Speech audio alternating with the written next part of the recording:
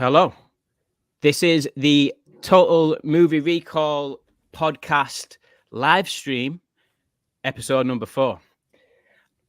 I've got a very special guest with me here today. Technically, this is your second time on, but no one's seen the first time because I'm still editing that video. So there's a little pre-spoiler, Total Movie Recall podcast spoiler. That there's an X-Men pod coming down the line, but it's about 4 hours long. So it's taken a while to edit, I must admit. Yeah, our first crossover episode is like in production hell. It's like The Flash, right? Like, oh my God, mate, you've got that so spot on. Like, don't get me wrong, it hasn't been in production for 10 years. Oh, sorry, 9 years. But and internet time. Internet time, yeah. Like 3 years, dog years. Do you know what I mean? So right, yeah, internet time operates on a whole different level. So like, if it's been like a month, that's like basically a year. So each month is a year. Like with kind of like compounding time, right? It's not exact 1-to-1 as it goes on. Like eventually, like a month becomes 2 years. We're basically in the Speed Force, the Chrono Bowl.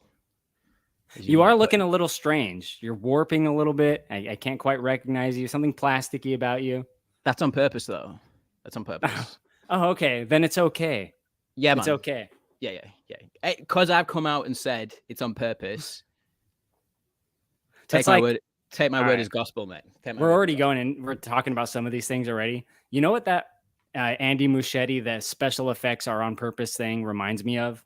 Yeah. And this just occurred to me now. Like very few of what I say here is planned because, I just like to wing things. It reminds me of Tommy Wiseau. From The Room? Yeah, he's like, it's a comedy because you all laughed at me. Oh my God, you are right. You're not wrong there. You're not wrong. Yeah, that was a bit of a wild comment to come out and say, but we'll get there. We'll get onto it. Before we go any further, I just want to introduce Korey. Pleasure to have you on, mate. It's been a long time coming, I suppose. I've been a big fan for the last, I don't know, like 2 years, I want to say now. Maybe it's year and a half, maybe longer. I don't know. We're in the Speed Force. I don't know what time it is. But yeah, I discovered Korey a couple of years ago in my 12-hour shifts in the middle of the night. And all I was looking for in the middle of the night was podcasts on Batman Forever. So I go on my phone, I search Batman Forever podcast. Whoa, here we go. Big Dumb Movie Podcast. Korey, it's a pleasure to have you on, mate. Thank you for coming on.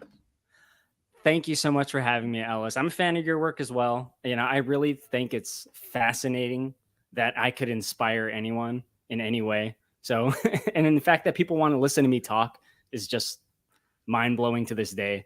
So, thank you for having me. I represent Big Dumb Movie. I just want to give a shout out to the people in the chat that are watching live. If there are any, I want you guys to know this. I can't see you. So like with the way this stream is set up, I can't see comments. I can't see who's here. Nothing against Ellis here. It's just Ellis is going to have to take the reins on that. So if someone is like saying something directly to me, like, hey, fuck the guy wearing the tank top, like I won't be able to see it. So Ellis will have to tell me that you're saying that. But I'm happy to be here today. Big Dumb Movie. Check us out. You want to hear more of me? I'll talk about that at the end. Yeah, man. We'll get into it at the end. But great podcast. Thank you for coming on again. So the big topic of discussion today is a spoiler review on The Flash. So it's been out for like over a week and a bit now. So if you haven't seen it yet, or you're just not bothered, stay, don't stay, go and watch it, come back, do whatever you like. It's fine. But stay. Yeah, like obviously if you're new to this channel or you're aware of this channel, I don't make a lot of videos. So when I do make a video, it's usually something that's sort of semi-important to me. And this is a massive one. This is like my most anticipated movie of the year. And surprisingly, it's not because of The Flash. It's not The Flash to me isn't a character that I've like been infatuated for my entire life. But one character I have been is Batman. Aquaman. Oh. Oh shit. Oh, man. Not Aquaman, but the Ghost, Michael Keaton as Batman. Oh yeah. Never thought it'd happen again, but here we are talking about it. So if you're thinking like out of all the movies he could have done this year, why is he doing The Flash? That is my reason. Take it or leave it. But Korey, The Flash, what, like, you know, you want to come and do this pod with me, like one of the few, should I say, wanting to come and do this pod with me. Why did you want to come and do the spoiler discussion on The Flash? What does this film mean and represent to you, my friend? Michael Keaton. Yeah, baby. You know, we're the only two people that I think we know of that have this same attraction level to Michael Keaton as Batman. At least appreciate and have some anticipation for this movie because of that one reason. Honestly, I'm gonna be completely honest. I'm a very detached man from the world and the internet and society, despite me being very much on the internet. I thought everyone felt the same way I did. I thought for sure everyone was going to be here for the Flash because of Michael Keaton. Fuck Ezra Miller, piece of shit. Who cares? Michael Keaton, baby. And I got the feeling watching the trailer, this isn't just going to be one Michael Keaton Batman scene. We're going to get some heavy involvement from this character. And I feel that we did. So, you know, I don't know. I had this weird idea, I guess, that more people were into Keaton Batman. I know you are. I know I am. I know I have some friends that are, but I don't think other people are quite on the same level as us. But really, that was the big draw for me. You know, I don't really give a shit about the character, The Flash. I really don't give a shit about Ezra Miller. Fuck Ezra Miller as far as I'm concerned. Yeah, we want to just put that out there straight away. We don't condone anything that Ezra Miller's done in the past. This isn't like, you know, like I don't want to spend the whole podcast on Ezra Miller's problems and, you know, what help they're getting and stuff like that. It's just, it doesn't interest me when it comes to this movie. I just want to talk about the movie. So just get that out the way straight away. This will probably be the first and last time we bring up Ezra Miller's. I can't guarantee it'll be my last, but we'll see.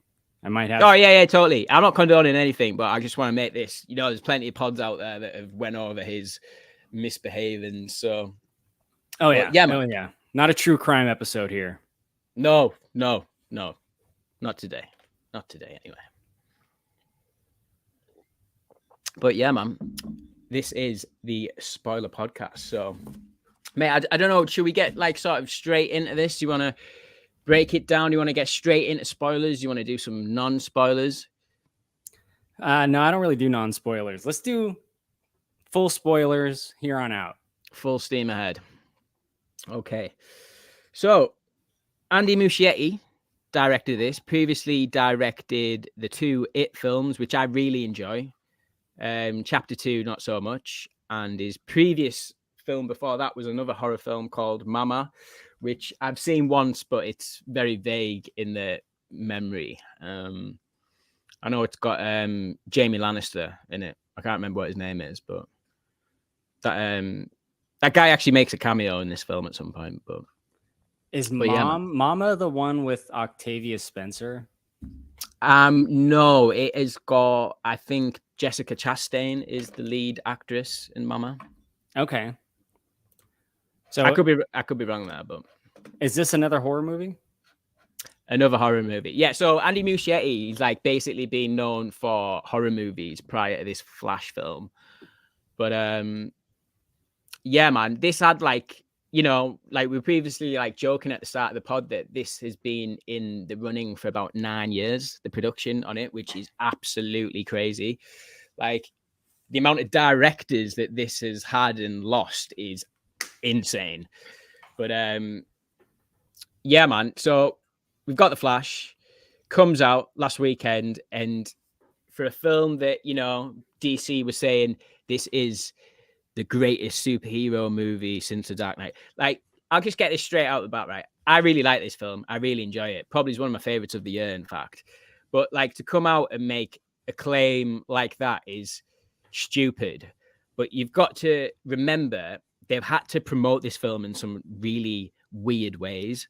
So I can't remember the last film that like a movie got shown 2 months prior and it had a number of screenings. Like basically everyone's seen this film before critics and stuff. It was pretty mental. Like they had a bunch of fan screenings. Also at CinemaCon in Vegas, they had a screening there where it first basically got shown. everyone who is in management at a movie theater went to CinemaCon in Las Vegas and saw this movie as well. 100%, yeah. There were some wild claims coming out then, but I think it was just because it was like the first screening of the movie. But I just think in future, don't come out and claim that your movie is like the best film since The Dark Knight, because you're gonna rub people up the wrong way to begin with before you even get going. Sorry. So yeah, this film's come out and it's absolutely bombed. It's like made 55 million, which is like, whoa. Like I didn't expect it to make that little. Like, to put it into perspective, Black Adam made more on its opening weekend. And I'm someone who likes Black Adam, but it's purely like Saturday morning cartoon fun for me when it comes to Black Adam. Like sort of, I know I hate saying this, but switch your brain off and just sort of like, oh yeah, this is just like your generic superhero film. But it had some elements I enjoyed. Not as much as this film, though. So just to like come straight out the bat with just like my overall opinion is that I really, really fucking love this film. Like, yeah, it's got some problems overall. We'll definitely get to them. Like, I don't really want to chat like too much on the CGI because I think we all know how bad it is. Don't get me wrong, I will highlight certain areas in this film where it just looks like, whoa, we're in 2002. I don't know how I feel about this. But yeah, man. How old were you in 2002? 6. I was 8. 8 years old. I bet you felt like you were 8 years old at points in this movie. I certainly did. Fuck yeah, I did. But in the best I'm going to possible add way. on to what you said. I like this movie, so I'm going to get that out of the way as well. There Cool. are parts of this movie that I like a lot. And I mean that sincerely, a lot. There's also parts of this movie that are fucking bullshit. So I'm going to come at this maybe from a little bit more of a nitpicky angle than Ellis would. But I'm going to say this right now. Overall, it's going to be a positive rating from me. There's just some areas that I think can use some improvement. And I might harp on some of those effects a little bit more than you, Ellis, but only when it's relevant. Yeah, totally. Like, guys, like, don't come here like wanting like a proper, intelligent review from me because you won't get it, man. I love Keaton. I thought this film was good. Yeah, it's got some down points, but you know, we'll get into it. So basically, we open up with Act 1. So straight off the bat, Korey, there's like, I've seen like a lot of discourse online, and basically this opening section, I think, breaks people or makes people. They're either on board or they're like, what the hell have I just paid £5 to come and watch here? Like, what the hell's going on? And yes, I'm talking about the baby shower scene, but not just that scene. I think the whole setup to that particular sequence is pretty amazing. So straight off the bat, I'm really on board with this. Like, I love how it opens in the coffee shop. Yeah, that coffee guy was a bit annoying, but like, let's face it, how many coffee people have we met like that in Starbucks? So many.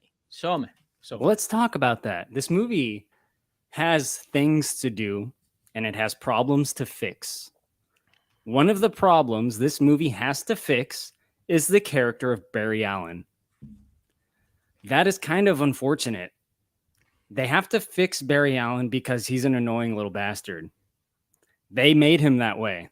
This was done in your beloved Snyderverse. Not you, just people on the internet. I don't know, you might beloved too.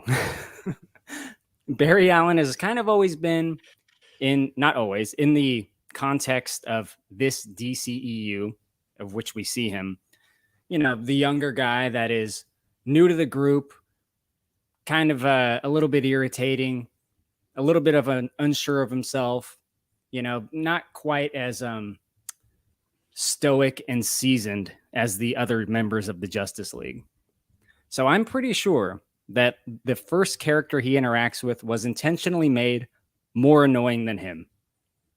Now, that's not the only time this movie has to do that, but that sandwich / coffee shop guy, annoying fucking prick. And of course they do that to offset Barry.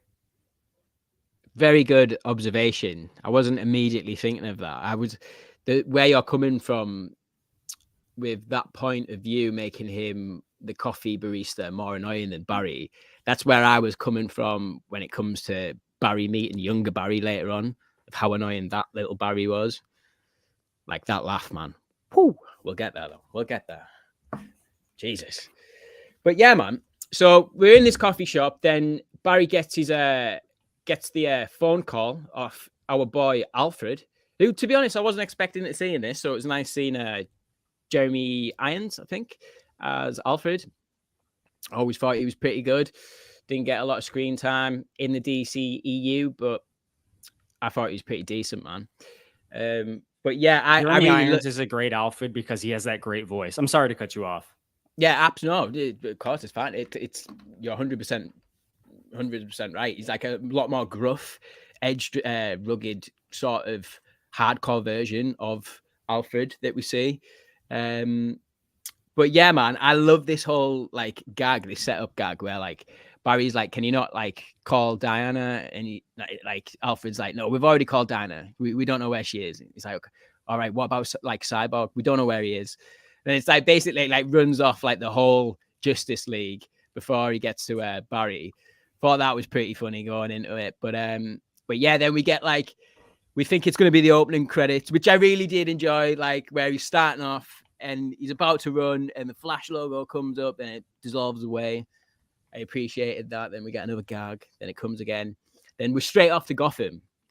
So I really like that intro. Thought it was pretty solid. You know, we didn't mess about at all there. We just got straight in to the action. And we have a sequence that ends up in Gotham City that I think's just fucking amazing, to be honest.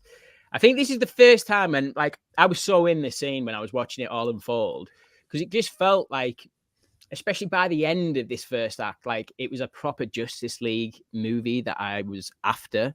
I just think they got the tone pretty spot on. It wasn't as like jokey as the Whedon Snyder movie, and it wasn't as serious as the Zack Snyder version of Justice League. It was just hitting all the elements right for me. But yeah, what do you think about this whole opening to our movie here?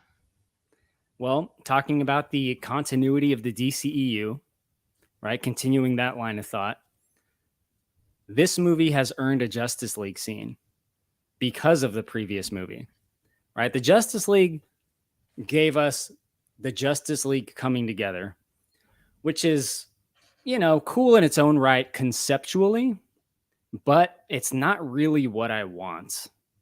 What I want is the Justice League in action.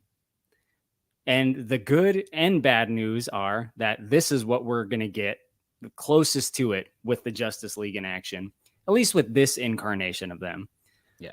The Justice League is not dead cinematically, but this version pretty much is, right? We might see little bits and pieces of whomever from this continuity, but I'm going to tell you this, Ellis. I would have liked to have seen a proper Justice League sequence.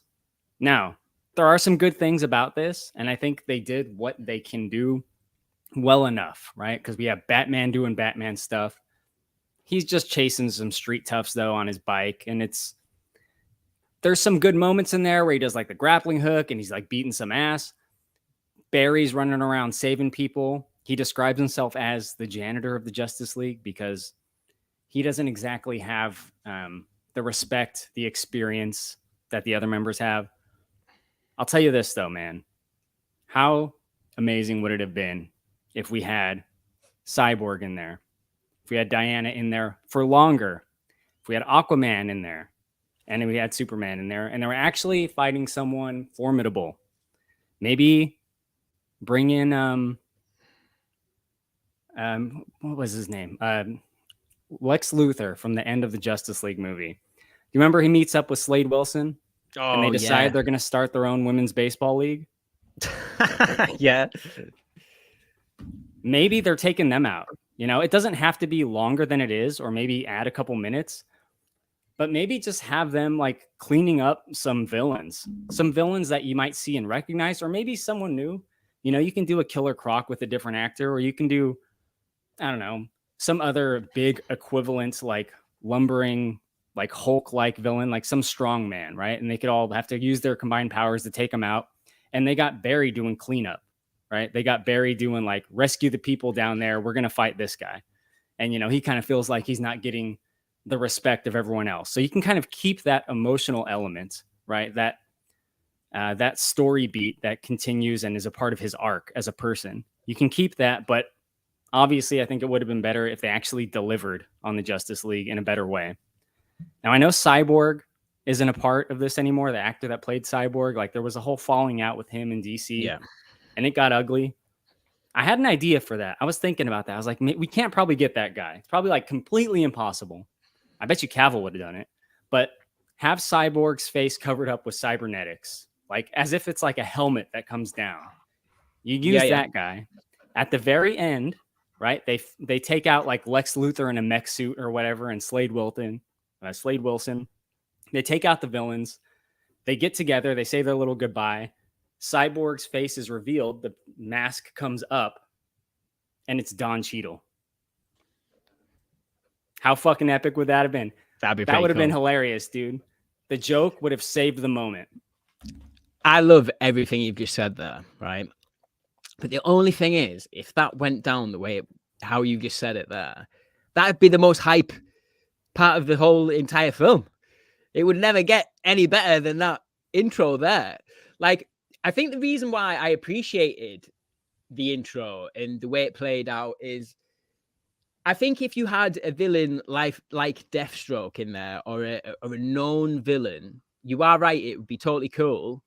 But then again, you'd be taking something away from the heroes. And I sort of like that they're just after a virus at the end of the day, a virus in a briefcase. It felt like very like the first 5 minutes of a Batman animated series episode. Do you know what I mean? So the stakes aren't mega high. They're just high enough. I think having a known villain in there, it would have been awesome. Like, and I'm just trying to play devil's advocate here, but yeah, man, I don't know about having someone like Deathstroke in there to begin with is just too hype and too much of a reminder of Ben Affleck's solo movie that never got made. Motherfucker, it could have been Clayface. It doesn't matter. Like, it could be whatever strong villain that takes more than one person to take out. You know, Superman could just be in there, like, picking up falling over buildings and putting them back, right? That could be his role, because obviously Superman would take that motherfucker out. You know, Aquaman could be, like, fixing the bridges or whatever. It could be, like, Wonder Woman and Batman fighting this guy. You got Barry on cleanup detail, and you got Cyborg, whatever, like, draining his bank account or whatever the fuck he does, you know? Yeah. Ruining his credit score. Cyborg gets in there, he hacks and he ruins the villain's credit score. Never getting a loan, man. Yeah, man. Brilliant. But yeah, no, you are right. It would have been an epic Justice League moment to see them all working together like that, just like in the intro of this film. But we actually got. We can talk about that. You can go ahead. You did like something. No, I really enjoyed it. Like, the baby scene seems like so hit or miss with some people out there. How did you feel about that specific scene? Because I loved it. I thought it was really funny. No, like, I don't like it. The fact that, did you not like it? Right. So basically, right, I think the reason for that scene and people not liking it is obviously the CGI. I'm wondering if they all look like real babies, would that have been adequate for most people? Like, is it just the CGI, or are they genuinely like, no, that's too far, man? You can't have fallen babies coming out of a window. I haven't heard that complaint. The complaint I have heard is that they look like the Ally McBeal dancing baby from 1998 or whatever it was. That's probably too early of a reference for you there, Ellis. But in the early days, over my head there. In the early days of the internet, America Online 3.0, there was this thing that people used to email to each other, which was this really horribly animated CGI dancing baby. And it was not good look. It didn't look real, but people thought it was funny because it was kind of the first thing like that.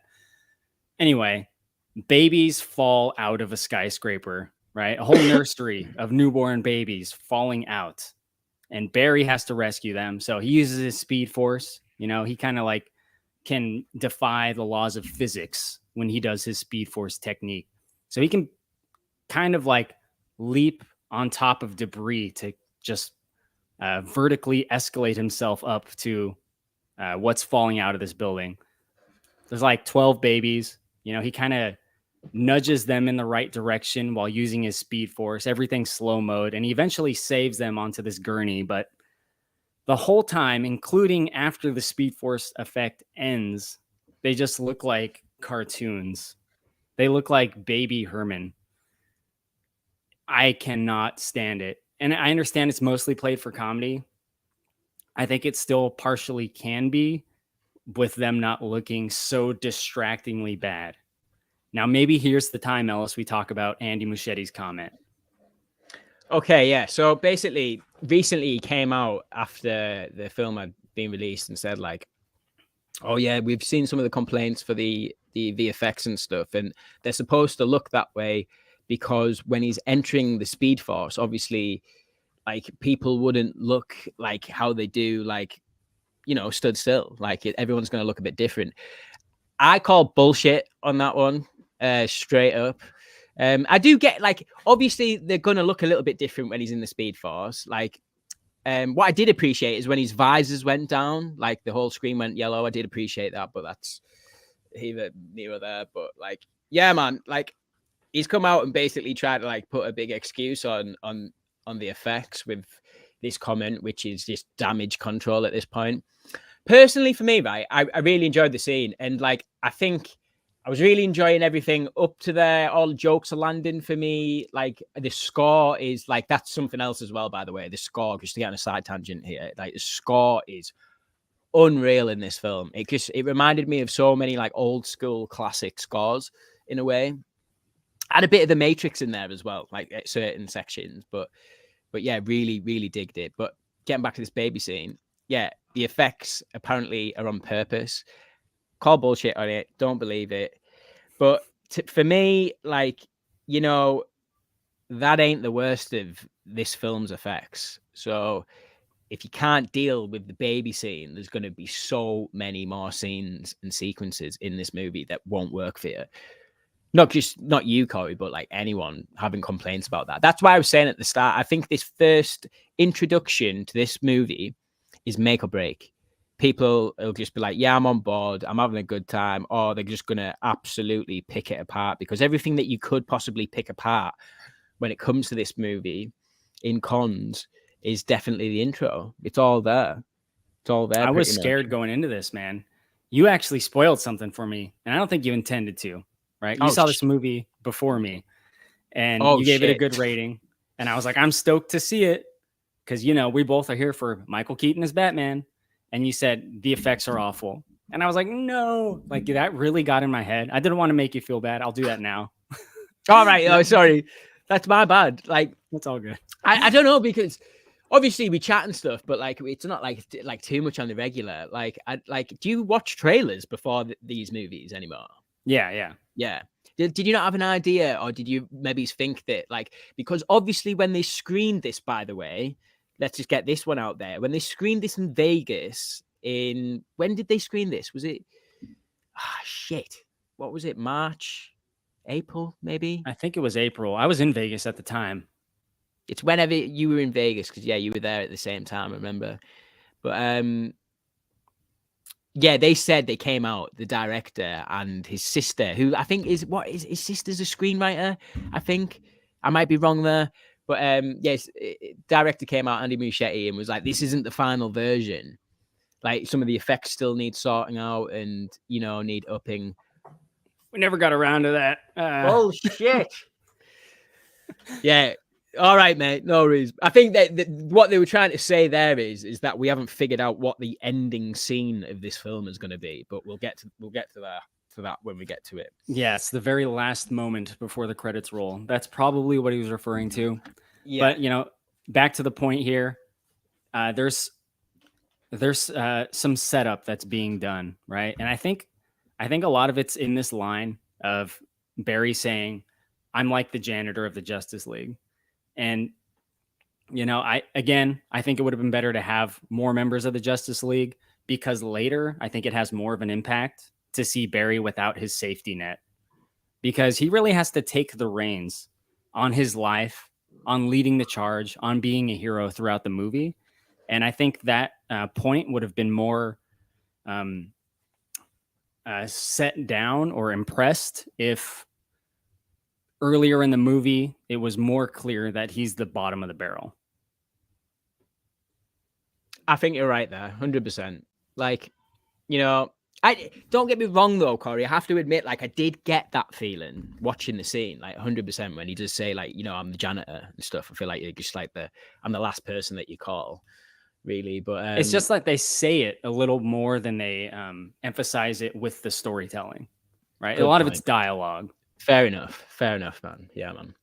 But yeah, after the baby scene, we get like that bit on the bridge with Batman and stuff. Then we get Gal Gadot turn up as Wonder Woman. And you know what? It's the first time for so long that I haven't rolled my eyes when Gal Gadot came on the screen. Like, especially as Wonder Woman. Like, I don't know. I think look, by this point of the film, which we're like 15 minutes into it, I'm on board. I'm enjoying myself. I'm like, yeah, man, let's go. So when like Wonder Woman turns up, I'm like, okay, I like this. And the reason why I did really enjoy it is because of the fucking jokes that we get out of it. So basically, Batman is like hanging off the bridge. You know, he's got the viruses in one hand. They're about to fall into the river. If Gotham City, everything is going to fuck up. Then Wonder Woman comes, grabs him with the lasso of truth. Okay, cool. And I think Flash helps at this point. So by this point, they're dragging Batman up, and Batman and the Flash are both wrapped in the lasso of truth. And mate, oh my God. I had to properly listen in for these lines from Batman, but some of them are killer, man. Some of them are great. I think one of the lines he has was like, man, I should just give all my money away. Then we'd have no problems. There'd be no more poverty. It's like, it's well, yeah, brilliant. He says I should fight poverty instead of crime, and that will like naturally reduce crime. Yeah, brilliant. But he's like, oh yeah, the reason I have a big ego is because of all my childhood trauma. Like, it's just very quietly, like just these like spoken lines. I like them though. Barry, we find out he's a virgin. Yeah, in that moment, he's like, we do. I'm familiar with the concept of sex, but I've never engaged in it. Yeah. I mean, there's pretty funny stuff there. I have a slight rewrite for the appearance of Wonder Woman as well. So, you know, she appears on top of the bridge with the lasso of truth. She brings him up. Yeah. Here's my idea. She's in the water and a submarine comes up from the water and she gets out of the top of the submarine. Only few will understand. Oh God! Don't bring that up again. Don't bring it up again. Jesus, fucking hell! What the hell was going on with that movie? You've got me thinking about Fast X now, for God's sake. Yeah, I've just spoiled it. I don't care. Right? She's a submarine captain. What? Jesus Christ! She pulled a James Cameron. She took some time off, got in a submarine, and explored the ocean. Oh my! What's the fucking problem? I've been hooked on that story all week, man. That's some wild stuff. But yeah, I also I wasn't referencing that, but yeah, I see where you're going. Right. So they get pulled up with the lasso of truth, right? And this is one of the biggest missed opportunities with this film for me. So they come up, you know, Batman says to the Flash, yeah, let's not bring this up again. Bye, Barry. So Barry runs off. Then we're left with Batman on the bridge in the broad daylight, gets a phone call from Alfred. Alfred says, Mr. Wayne, will you be getting lunch? What the hell do you think Ben Affleck should have replied with then? That he does not. What would be the perfect line? Because this is a DC love letter, but there is a certain someone that is missing out from this DC love letter. I got it. What would it Mr. Wayne? Are you getting lunch? I'm going to say the line. Go on, do it. I'll get drive-through. Come on! It was perfect! Is that it? Did I get it right? Yeah, of course, man. Motherfucker. I had to think what you would think is the best line for that one. Yeah, I know you had to get in my psyche a bit there. I know, but yeah, it'd be perfect. Obviously, we can't have Val Kilmer in the film. You kill me, dude, with that shit. You can't. That was perfect. We're setting you all up there. Setting you up. Korey, I'll just get into some comments quickly. We've had a couple. Just got one from Andy Electric Geek, scheduled on a post on my channel. Link, mate. Looking forward to catching up. Thank you, mate. Thank you for checking in. We have got the lovely Badger. What the fuck? Why are you spoiling this film for me? Oh, Badger, Badger's never gonna see this. Get the fuck Badger's out never of here. gonna see this. Badger's never gonna see it. Sorry, guys. If you can hear my 2 dogs in the back, He's I'm got dog sitting. puppies. I've got 5 puppies upstairs, so I'm looking after the boys downstairs. So they're helping me do this podcast. They're co-hosting it with me. He's doing a shit job though. Badger again, kidding. Enjoy talking, guys. I'll watch this when I see the flick. Take care, lads. Badger, you're never going to see this flick. You're never going to see this flick. Thank you very much, mate. Thank you very much. We've got another one. Oh, Sonia showed up. Hi, Sonia. If you're still here, I told my friend Sonia to come say hi. Sorry, Matt. This comment came up way earlier on. It's just like I wanted to get the first act out the way. But Mama, decent ghost film, feral kids, etc. Not for me, despite being a horror fan. Yeah, I remember it was okay. It wasn't amazing. I think there was there was bigger hype around it than what the film maybe deserved at the time. 55 mil, yeah.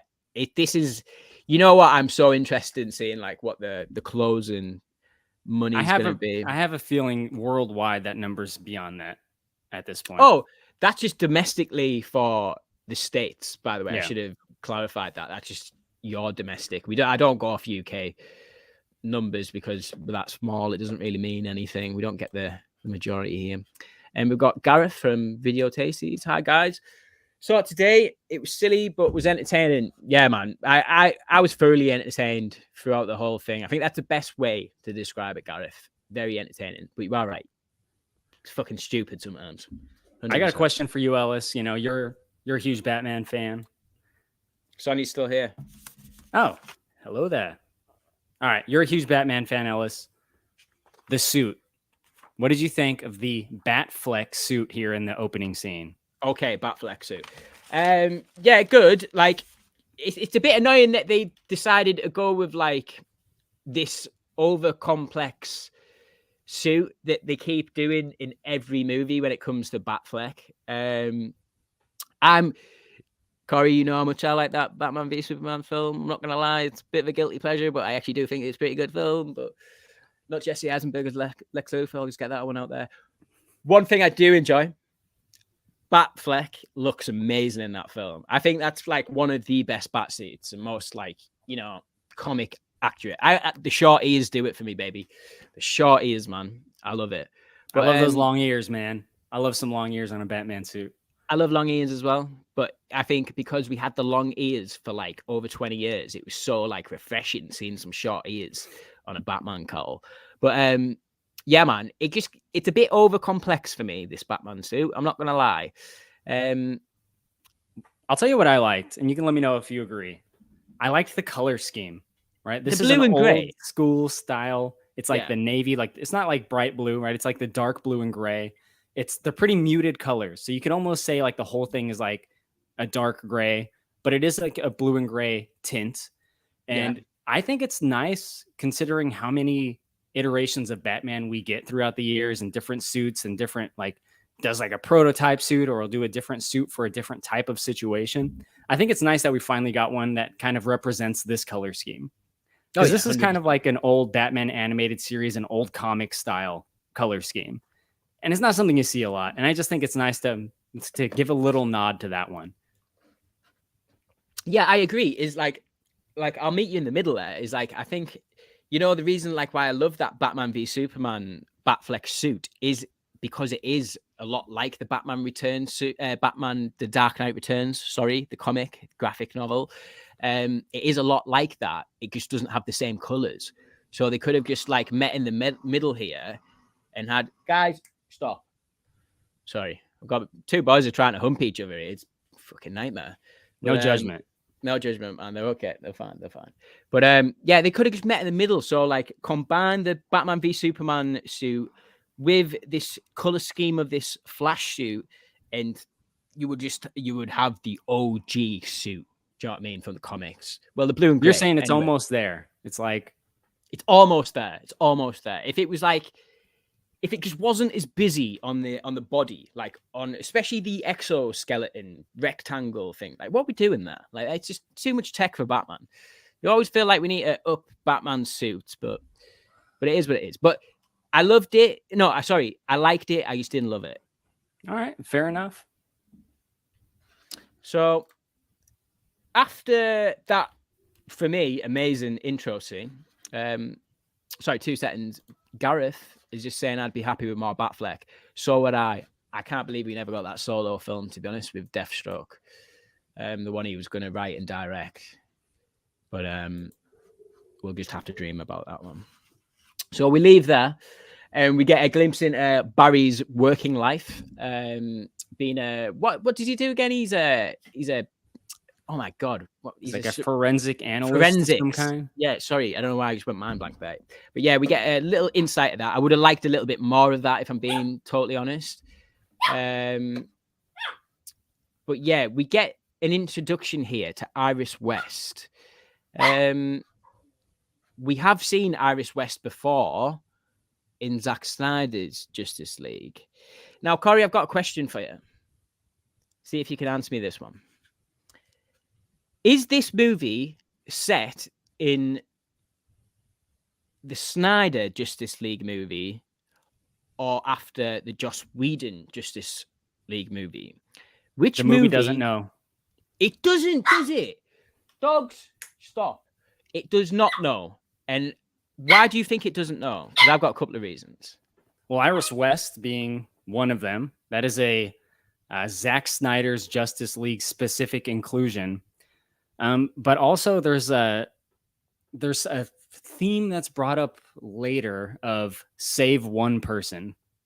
And this has to do with like the Man of Steel moments, right? Where Metropolis is getting bombed by General Zod's army. And there's kind of like there's like a callback or a semi flashback that Barry has to like when he first showed up to that and he saved one person. And to me, that was a nod to the 2017, I think it was, Justice League, where that's like kind of like Batman's like training point with Barry.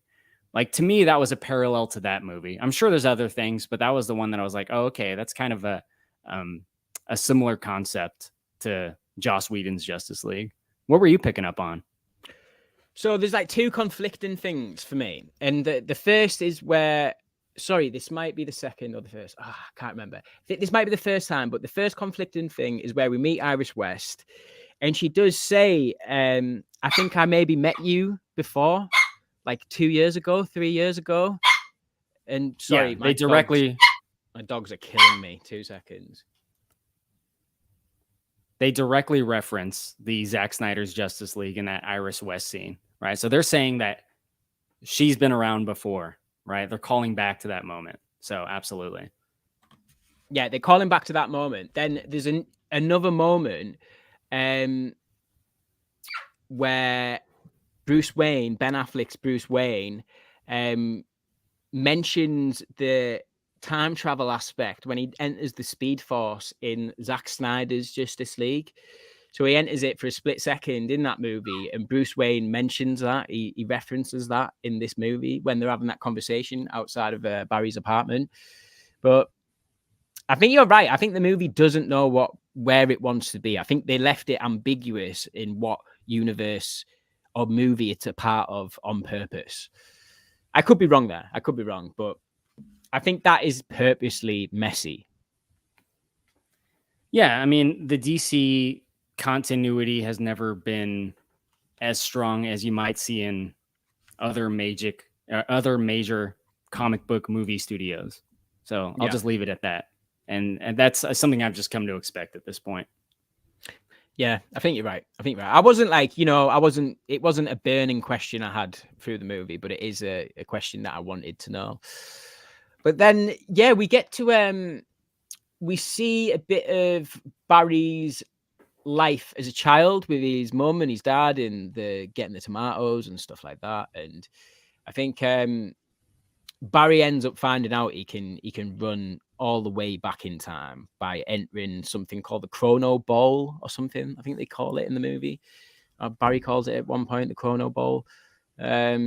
Where it's basically a section in the Speed Force where he can pick out different sections of time that he can enter and change things. And while he's doing this, he gets punched by an unknown entity in the Speed Force with dark purple eyes, and you don't know who it is. And he gets punched while he's trying to change things. He's trying to set the record straight with his dad so his dad doesn't go to prison. But by doing this, he fucks everything up because he gets punched by this mysterious guy, gets punched all the way back 10 years ago. And we end up in a different timeline here. We do. And, you know, Barry partially, you know, Barry's the Flash, partially created this, wholly created this situation because he traveled back in time to save his mom who was murdered, right? Yeah. He has a very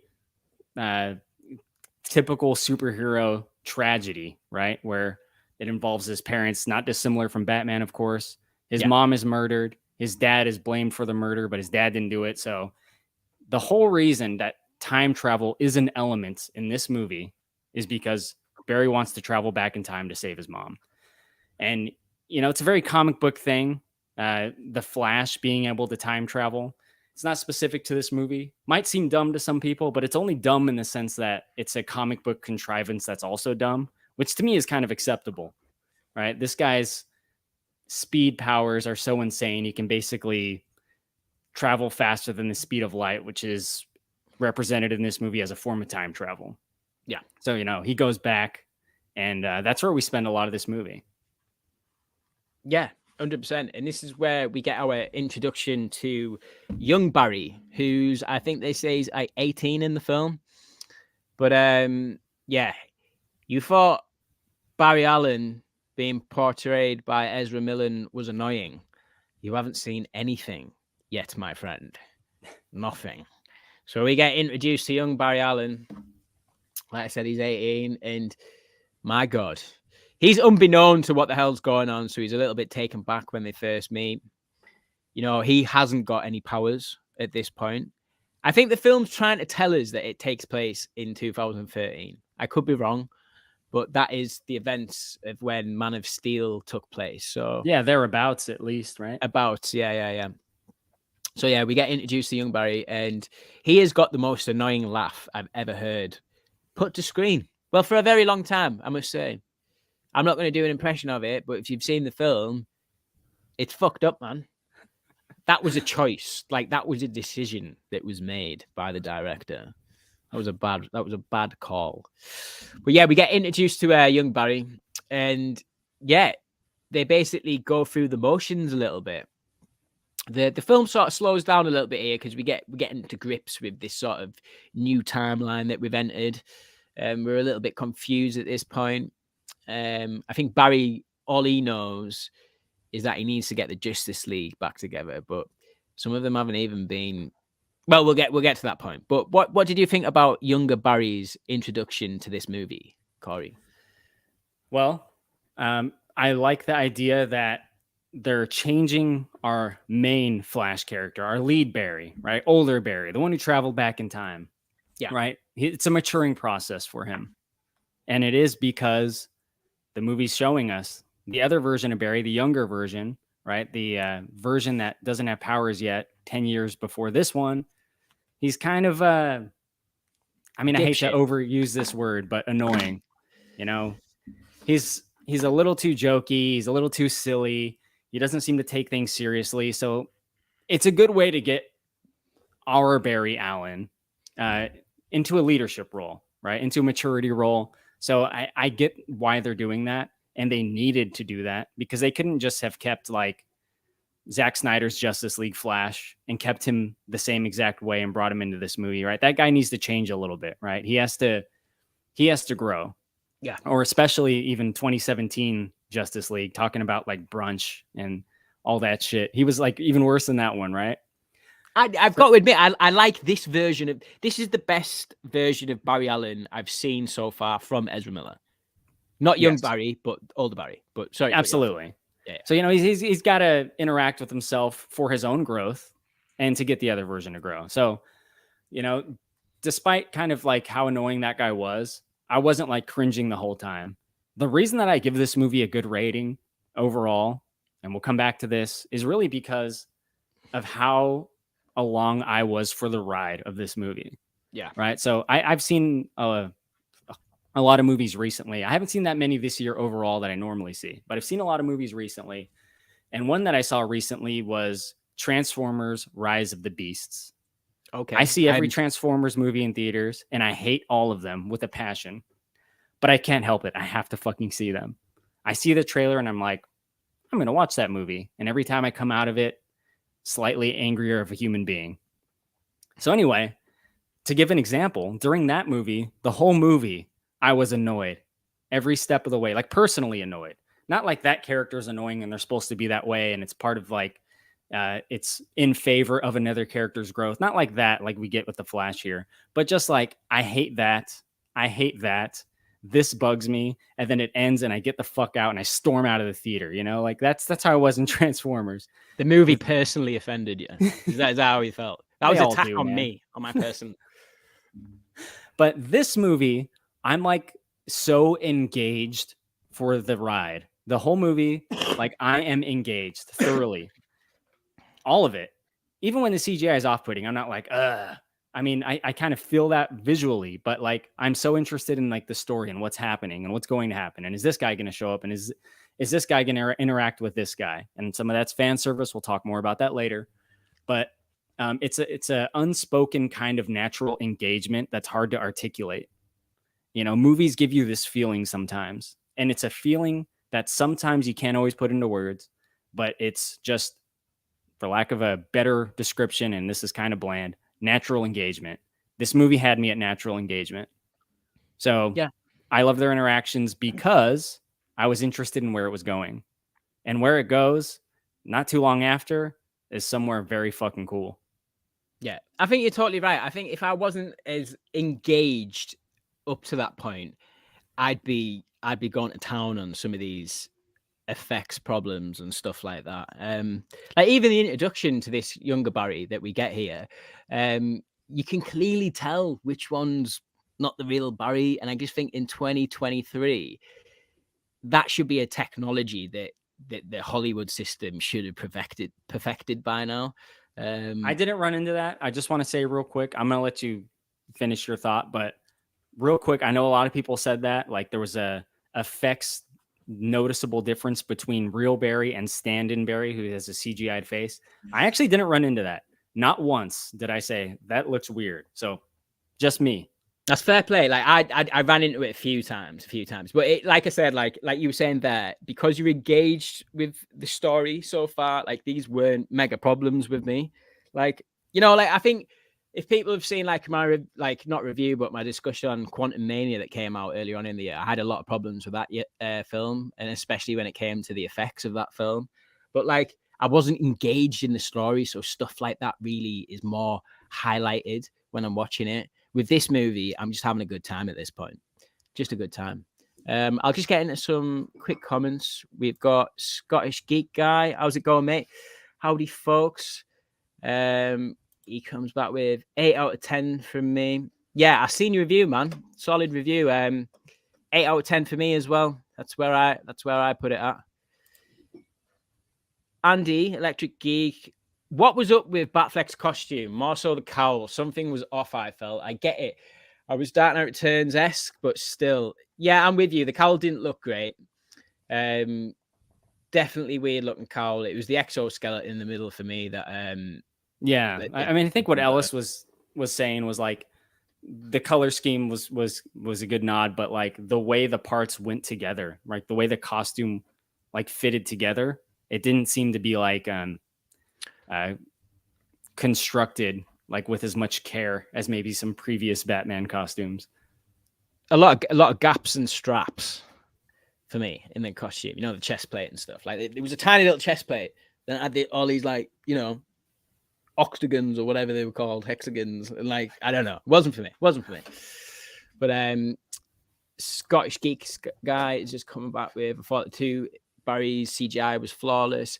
Don't get me wrong, it was good. There was just certain parts of it that I was like, "Ooh, I can definitely tell here," but didn't take me out. Other parts CGI could be a bit ropey. Oh, it was a bit rapey. Oh, bit ropey. Sorry, not rapey. The CGI was. Yes, video tasty. More Bat-Fleck, please. Yeah, man. I'd take more Bat-Fleck. I don't think we're going to get it, unfortunately, but I'd love it. Like I say, I'd love that. I wish we'd have got that solo. You know what I want is more Robat Bat and Bat. More what? Sorry? Robert Pattinson Batman. Oh, right. Yeah. That's No, me dude. too, man. Me too, man. Yeah, a bit of a shame about the production being delayed due to writer's strike, whatnot. But yeah, hey ho. So Barry has entered this new timeline, and this is OG Barry I'm talking about. He's got no superpowers anymore. His powers have left his body. Oh no, sorry, I got this mixed up. They go to try and get younger Barry some powers, I think, as well, so they can help each other out. But due to the process, OG Barry ends up losing his superpowers.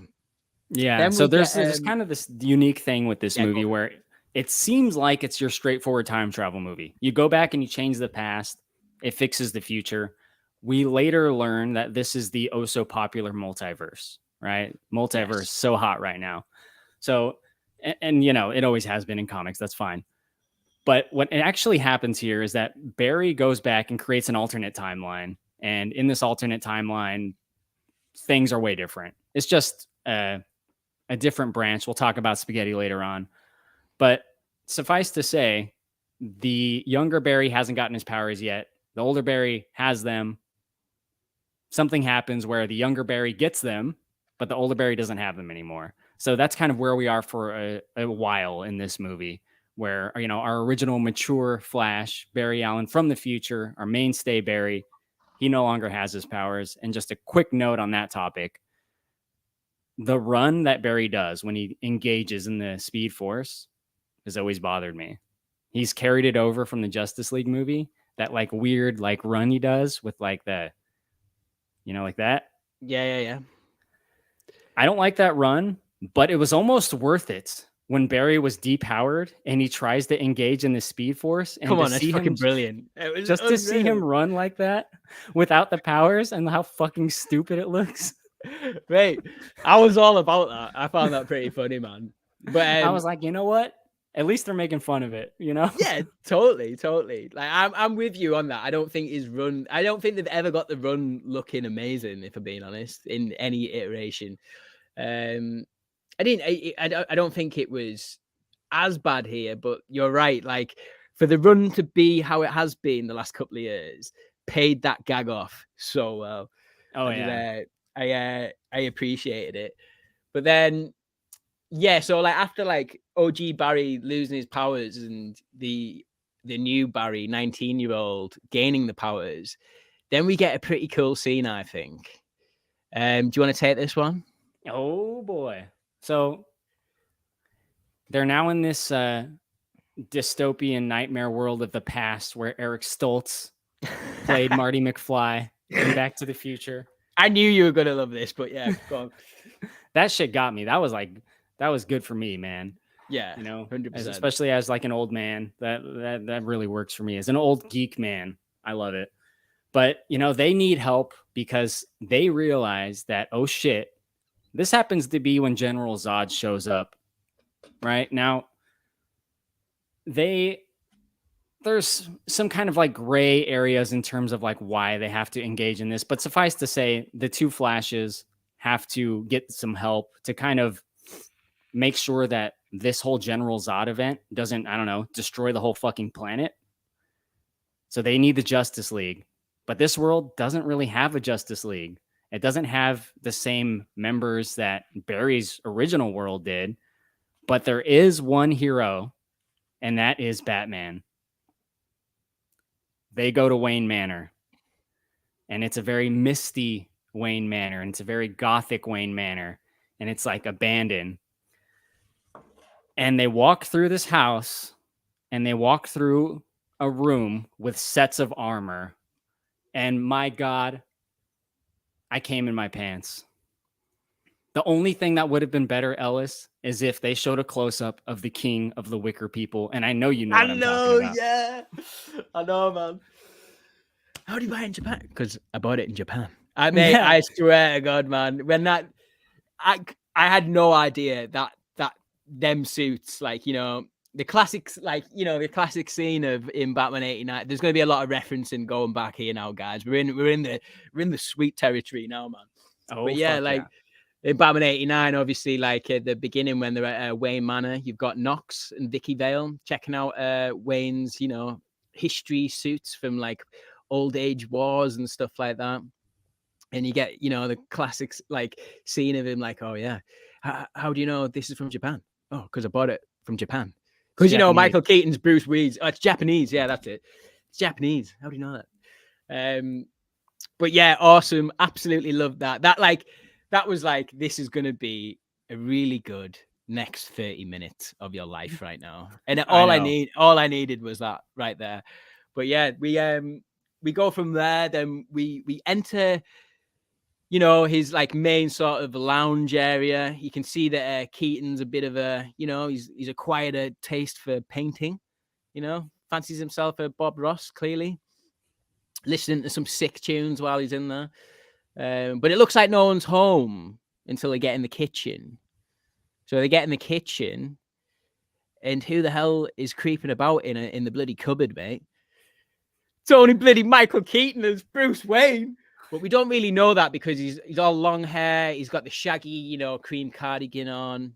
Like, but mate, this next sequence in the kitchen I thought was amazing. I loved it. I loved the way he was like chucking pots and pans as if they were batarangs. Like, that was a touch that I just absolutely, it got me. It got me, man. But yeah, what did you think about this scene? Oh, it's so good. Obviously, we know it's Michael Keaton. He has this long, shaggy hair and the long beard. He's obviously been at home for a long time. You can tell he's older. He's no longer doing Batman stuff. But he kicks the ass of depowered Barry quite thoroughly, right? Yeah. This dude still has his skills. That's something you can't untrain. Now, obviously, he can't lay a finger on Speed Force Barry, younger Barry, because he's too fast.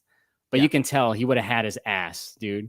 And I love that. Like, this dude is like so like just like thoroughly skilled, as you would expect from Bruce Wayne Batman, that like someone walks into his house and he can just like clean him up easily. Yeah, 100%.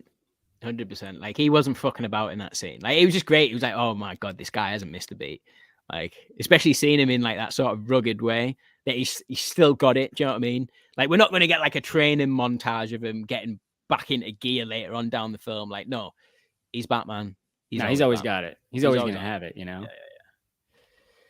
But it's a thing in beauty. It really is. And, you know, at the end of it, we get to see him kind of like pick himself up from the debris and clear the hair out of his face. And of course, we get like our hero shot of like, well, we get a few hero shots in this movie, I'm going to be honest, but we get one of the first of this character. Yeah.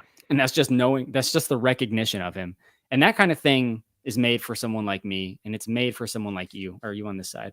It's made for someone like you. Yeah.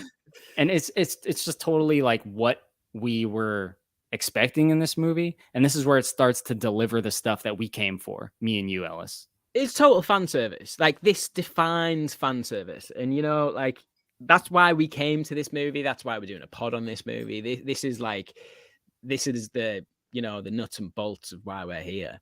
But yeah, I just thought it was an amazing opening. Like, I was totally not expecting that for him to like come out the cupboard and stuff and just start kicking immediate ass. But I loved it, man. I loved it. But then we get into, you know, like the two Barrys explain what the hell's going on. Why does this film exist though? Because, you know, we've entered the multiverse, and well, not the multiverse, but the Speed Force. So dimensions are interlocking and stuff. And Keaton gives a pretty, you know, solid explanation of what's going down with a bowl of spaghetti. And by the way, I just want to point out, I love it where just like Barry's like mid-flow talking, you just see a wooden spoon go into his mouth. So like Bruce Wayne's like, taste my spaghetti, man. Not knowing to taste it. He just pauses him mid monologue with spaghetti. But yeah, he obviously refuses to help, but you know he's thinking about it though. You know he's thinking about it. But he goes off. Then the two Barrys are stuck. So OG Barry goes, well, if he's not going to help us, I like this gag. We're going to go use his bat shit. I like that. We'll just go and use his bat shit. So his guano is ours. Yeah, they head into the Batcave. This looks like it's had a bit of an upgrade since 89. This is a question I've got to just chuck out there now that we've entered the realm of Keaton. I don't think this is the exact Tim Burton Michael Keaton from Hard to say. It could that be either movie. way. You know, I think we get a lot of Tim Burton Batman stuff in here. We talked about the armor. You know, and when we Yeah. get into the Batcave, we see the iconic Burton Batman car, slightly different jet, similar enough cave, right? Because the cave has like that long drop where like there's no like handrails in the Keaton Batman cave, which I've always loved. It's like one slip and you fall into like the pit of despair, right? He has a pit of despair in his Batcave. Oh yeah, it's an area manager's worst nightmare. The Batcave.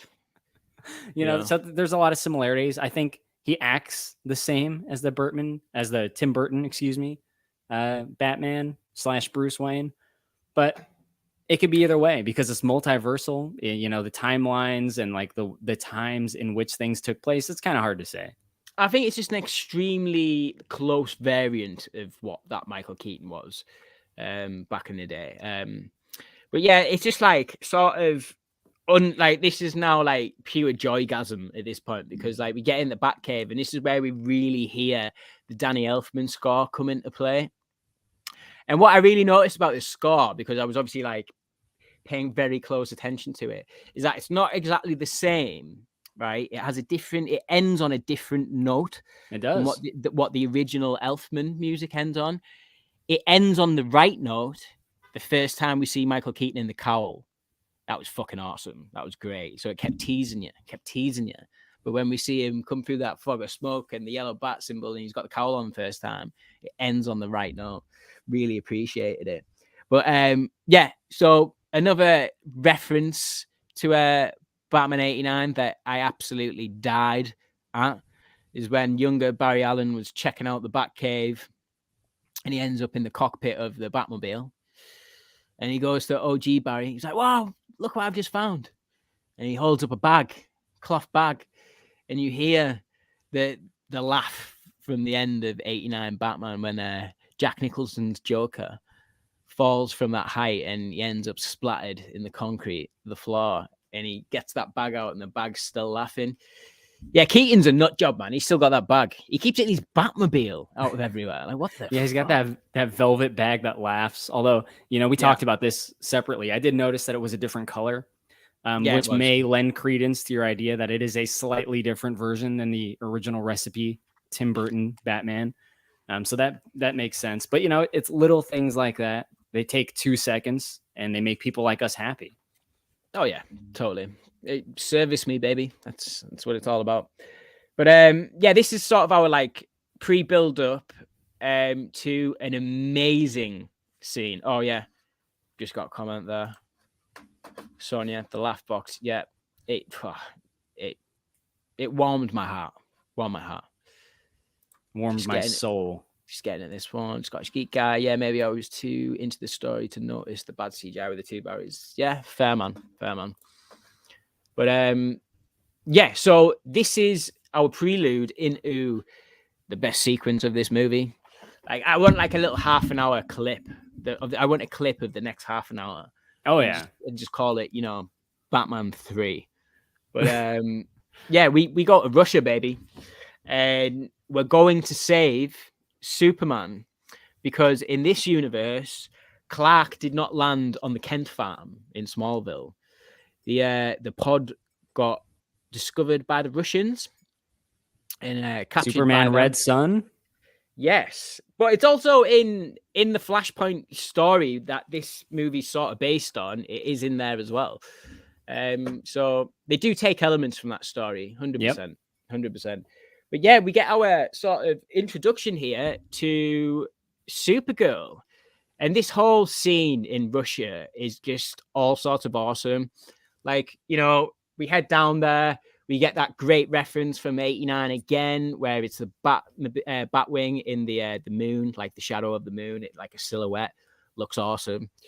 Then, yeah, we break into this Russian base and we discover that it is not actually Superman, but Supergirl.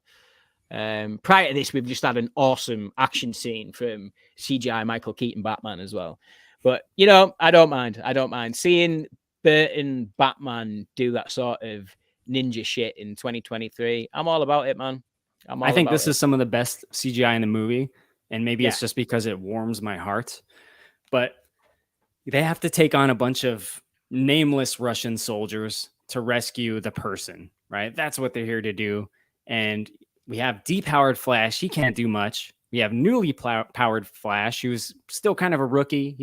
He's OP in his own right, but he's not fully with it yet. He's pretty useless, really. But Batman has to do a lot of the heavy lifting. And this is where we get to see proper Michael Keaton Batman action scenes. And it's not just what you see in the trailer. So for those that are wondering, you know, does he just like swoop down and take out 2 guys and that's it? Hell no. Hell no. And what's great about what they do with this Batman is they try to keep him true to form of Tim Burton Batman. So what he's doing is a lot of like roundhouse kicks and like snap kicks and like quick, strong punches, right? Like the fighting style of this version of Batman is very distinct because it's within the confines of a very restrictive rubber suit. So it's more like powerful than it is like, I don't know, Ben Affleck as Batman with like his ninja-esque type skills. Yeah. Right. This Batman is like about like quick power, and he has these batarangs that he uses like expertly. The way he uses batarangs in this is like might be the best use of batarangs in any live action Batman iteration ever. It's just so smooth and fluid. And again, it feels like this version of Batman. It doesn't feel like a totally different one.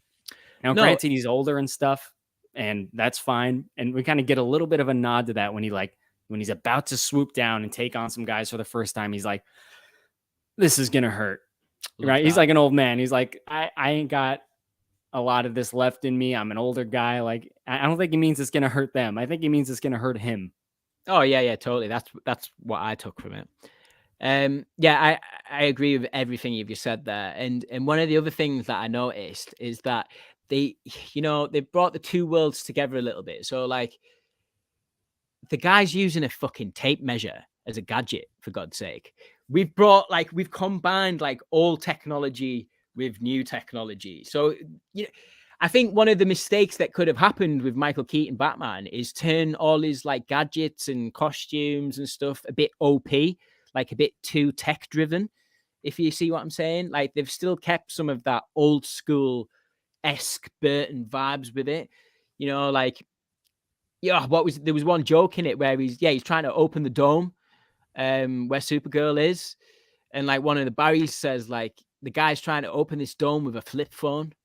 And he like legit is. It's like one of them old school slidey phones with like the keyboard, big keyboard on it. Oh yeah. When he presses the buttons, it sounds actually like an analog phone. So yeah, like, totally. That's, that his tech hasn't been used for a little while. It's not exactly something he's been keeping up to date, but it still works. God damn it. You said that the tape measure bit is just like, that really fits in well with this like type of technology that this Batman uses. 100%. You get that great line there. Oh, how much do you weigh? Great. Like, like these little bits. 108. Yeah. A little more than 108. But loved it. I was just looking at my notes for Russia. Have you got any? Oh yeah. So yeah, you're right in the action scenes and stuff. I got a big kick out of just seeing him like block a load of bullets with his cape, to be honest. I thought that was like, like that sort of suit upgrade is what I like, Oh yeah. Like, I know he's got like this ginormous, like upgraded bat wing, but something like that I can get away with. I like that he knows the score about his own Batmobile. We don't fuck with that one. We just keep that how it looks because it's badass. But yeah, we what I found funny, Korey? So like when they finally get into the dome and they see Supergirl, Batman was legit just gonna leave that girl there, like dying. Like he noticed it wasn't a guy, and like Batman was like, okay, let's go. And Barry's like, no, we can't just leave her here. I was like, interesting. Okay. Well, this Batman's a cold fish, right? Yeah. When has he not been? Like fishy Sue. Fishy Swa. That's it. Yeah. What is this? Fishy Swa. It's cold. He's supposed to be cold, man. But yeah, so the whole point here in Russia is to rescue Superman to stop Zod. Superman isn't there. They find someone else. Yeah. A different Kryptonian, a Kryptonian female, right? And this is the character that the world knows as Supergirl. It's obviously a different version of Supergirl, who has been held captive for God knows how long by Russians in this dome where she has been without sunlight. So she's basically depowered. Yeah. So they rescue her through like a series of just amazing events, right? Powered Barry gets hurt, so he's not as useful as he could be, because theoretically he could probably clean up a lot of these guys. But again, him being new, him being hurt, those things really make them rely more on Batman. They get Supergirl to the surface. The action doesn't stop there, man, which is great because Supergirl gets in the sunlight. And then we get really Batman and Supergirl versus like the rest of this Russian militia group, whatever they are, right? Yeah. And this is the first time we see her in action. And it's very effects heavy, but man, this was fucking epic. To me, it just felt so epic. I thought the effects looked great in this scene. Like, I not great, but like compared to the rest of the movie, they look pretty cool, man. Like they've sort of got like the, you know, like how Snyder used to like film Superman when he's like fighting and stuff like that. They've sort of crafted that to a decent level now. But yeah, that is just a great sort of scene, great opening to who is the actress that plays Supergirl? Sasha Calais, I think. I'm going to totally butcher that, but sorry about that one. But I really like her in the movie. I just want to say she doesn't get an awful lot to do in the movie, but all the scenes that she's in, I found effective. And, you know, I thought she was decent, man. I thought she was really decent. Oh, she's really good. And she's like a different kind of Kryptonian, right? She's really pissed off. I love that. Fuck yeah, dude. She's been in prison probably her whole life or who knows how long. Yeah. You know, she didn't grow up on a nice farm with Ma and Pa Kent, you know, learning true American values or whatever the fuck. Yeah, she learned, you know, anger and hostility and violence from Russians. Yeah, Russian love. From Russia with love. That's what our Supergirl turned out to be. But yeah, they do the save. They get back to Wayne Manor. I like this really quick shot of Keaton where he's just like in the bathroom and he's got all of his like gear off and he's stitching himself off and he just looks in the mirror and he just gives himself a little smile like, I'm back, baby. Well, it's almost like classic Keaton to be like, you know, stitching himself up after a battle, right? It makes me think of like him and Catwoman, right? Just like plucking those claws out of his side. Yeah. Oh yes, that is what it exactly reminds me of. Great connection there. But yeah, so we get back to Wayne Manor, and you know, I think Supergirl gets her powers fully restored, and she goes off to see if she can stop the Zod invasion herself, because that is still going on in this movie. Just we haven't mentioned it for a while. The Zod invasion still happening, but now we need to get Barry OG Barry, get his powers back. So they have an attempt, and Batman does help Barry here by getting the Batwing in the sky. The Batwing gets struck by lightning, and I think it's like a bat kite. Bat kite. You're right. Sorry, it wasn't the Batwing. Bat kite, which I might have had when I was a kid. I might have had a bat kite. I didn't have a bat kite. Oof. Oh my god, you got more. I got it from the same place as him. Probably, man. Probably. But yeah, that we have a failed attempt at getting Barry's powers back, which is also, you know, straight out of the Flashpoint story. He gets two failed attempts. Or is it one failed attempt? No, sorry, it's one failed attempt. It really fucks him up, though. He gets like all scarred and stuff. They didn't go as heavy on that in this film as what I thought they could have done. I thought, like, you know, after his first failed attempt, to see how bad that sort of accident was, he'd be a lot more scarred up. I wanted him to look like Anakin Skywalker at the end of Revenge of the Sith. Just like a charred, mutilated fucking corpse that Supergirl like flies up into the sky to go to round 2. Like, all right, we're going again, motherfucker. Yeah, strap round in. 2, baby. Let's go. Yeah. So Supergirl helps, gets his powers back.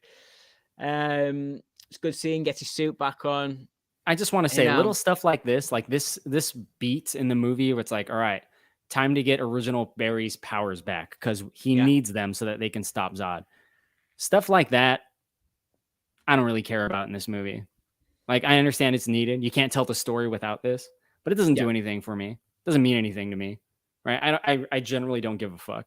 Same thing with younger Barry getting his powers. Yeah. You know, there's a joke in there that I really like. Actually, there's 2 jokes in there I really like because this Barry can phase through matter, right? Using like Speed Force power. They Speed Force, or they phase through a door that turns out was just motion detected. They could just walk through. That was kind of a funny little thing. Yeah. But stuff like this isn't really doing anything for me. And I have a feeling not really doing much for anyone, right? This is just Absolutely. like literally to get from point A to B because we have to be there. It's a beat that needs to happen, basically. That's all it is. And to be fair, Korey, I think they could have spent, I think sort of, I'm grateful that they didn't spend even more time on trying to get his powers back. It was relatively sort of, 10-minute scene. We're in and out. We're done. Well, that's both its strength and its weakness. Yeah. Because it's like, oh, okay. Well, that was easy. All right, let's move on. All right, he's fine now. Let's go. Yeah, 100%. 100%. But yeah, gets his powers back. Now we're in prep time for this major battle at the end of this movie. I have to say, when we get to this end sort of battle, this is where I stop having as much fun as what I've had the prior 2 acts of this movie. Really enjoyed the first act. Really enjoyed Russia from Love. That was all great. Then we get into this third act, and it doesn't exactly like drop the ball completely, but we are in like heavy fan service territory here. But it does have, it does manage to get some emotional beats in there as well.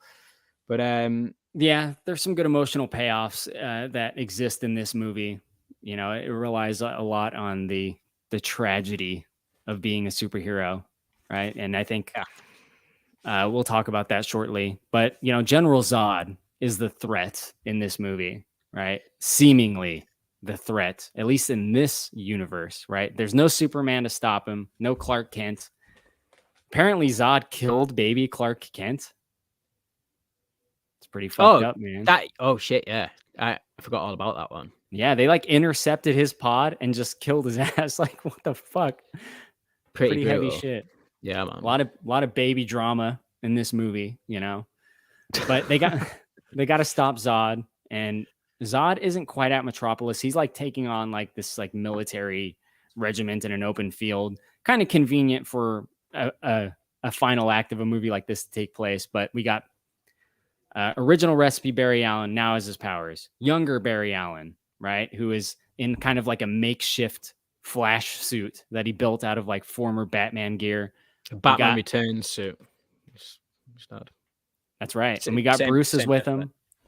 He's flying the jet. And then we got Kara as a Supergirl, but that's not really her name, but that's fine. That's what we're going to call her probably.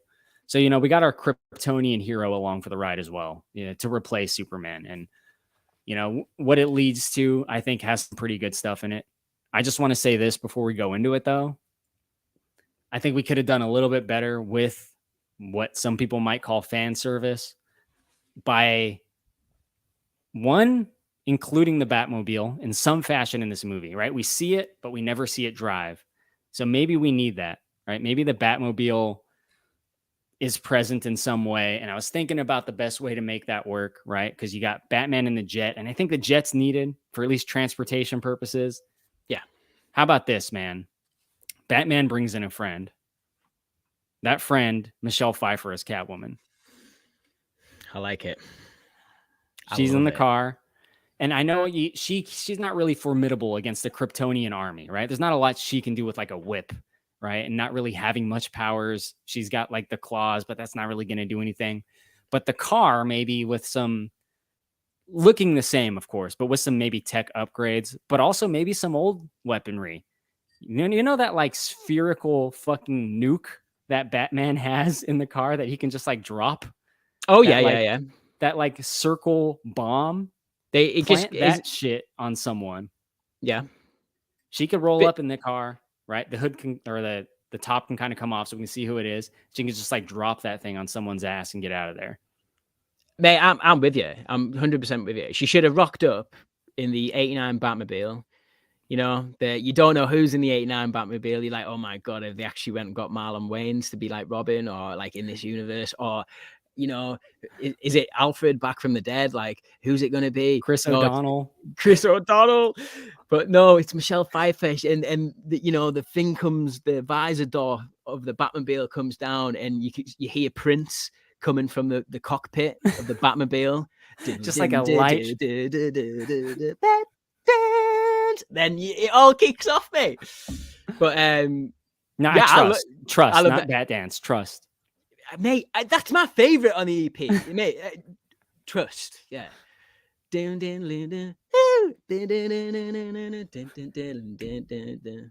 could have like a score version of that song too, like an orchestral version of that song for like to like kind of fill in for a fun moment. I don't know if the Prince Estate would allow it, but you know, if you could do it, do it. I mean, you got like the shields on the car, right? So maybe she rolls up to a bunch of Kryptonians. Shields come on. It blocks their like laser beams or whatever they got in those guns. She drops the bomb and rolls out. And they're like, they look at it all like, what? And then, right. You know, like in all seriousness, like Michelle Pfeiffer, that would have went a long way with me. Just to know that, like, you know, maybe it's Bruce Wayne had like actually found some happiness in his life, and he was like, you know, not a disheveled Bruce Wayne as we find him, but you know, him and Pfeiffer just like living it up. Cat suit in the wardrobe when it gets a bit steamy on your Friday nights, you know, bat suit downstairs, all getting cobwebbed up because he does it. Because Gotham's apparently saved in this universe as well, dude. Like Gotham isn't a bad place. It breaks my heart. I did a podcast on Big Dumb Movie on Batman Returns. You guys can check that out. I went, you know, very in depth in that movie, but really that movie, I love that movie deeply. It breaks my heart that Bruce and Selina did not end up together. I know that sounds silly. It's like two characters in a movie didn't end up together, but that fucking scene at Shrek's dance. One of the best thing to me, dude. He says, we're the same, you know? Don't you see? Split right down the center. It does so much for me, dude. Like, as I was moved as a small child watching that movie.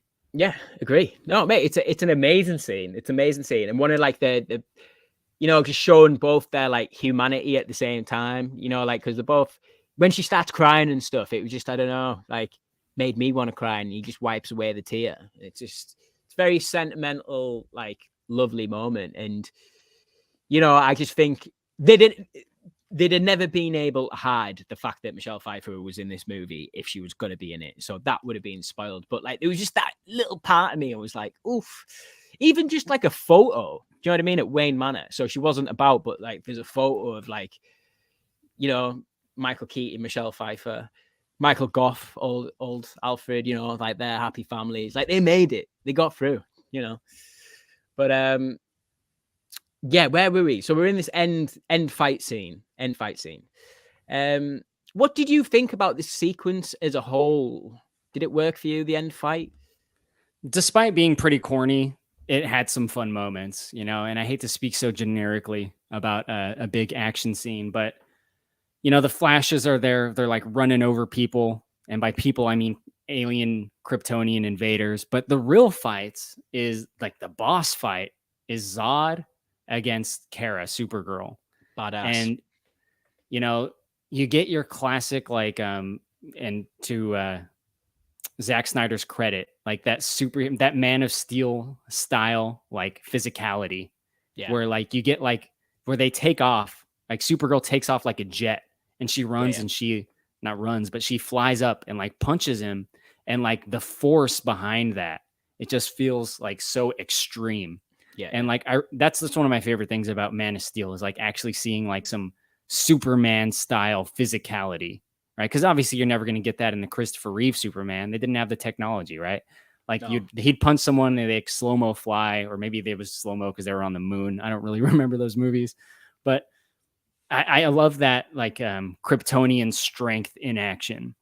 You know, I'm not minding the effects in any points really yet around this area of the movie. what I do like as well, because I think this is a bold choice. I think it would have been easy to not do this with a slight rewrite. Kara cannot beat Zod. No. She is not Clark, right? Everything that makes Superman Superman contributed to him being able to defeat Zod, despite my problems with Man of Steel, which are many. But Kara cannot beat him. And I think that's a good choice. I think it would have been easy to be like, she can take down Zod. You know, maybe they have to go back a few times, but eventually she can do it. And the answer to that is no. And we'll talk about this in a moment, because they do go back a few times. The berries rewind after she's killed by Zod. The berries rewind. She's killed again. With their interference, they can't stop it. She's killed again. She's killed again. It's clear she is no match for him. And I think that's epic. And by the way, as a side note, I love Michael Shannon, even if he hates this movie, which I think he does. He's a fucking amazing actor. For those that have not seen this movie, watch Nocturnal Animals if you're into dark movies. He's amazing. Nocturnal Animals. Yeah, man. Quality. So where are you at on what I just said about like Kara's inability to defeat Zod? Do you think that's like a good cinematic or writing choice? I like it. It was I think if she was to easily have beaten Zod, then you are sort of taking away that hierarchy, sort of like it would take away from Superman, I think, if Kara was able to beat Zod so quickly and so easy. I know that's quite a superficial, like base level sort of thing to say about it, but I think it would. I like the fact that she couldn't beat him.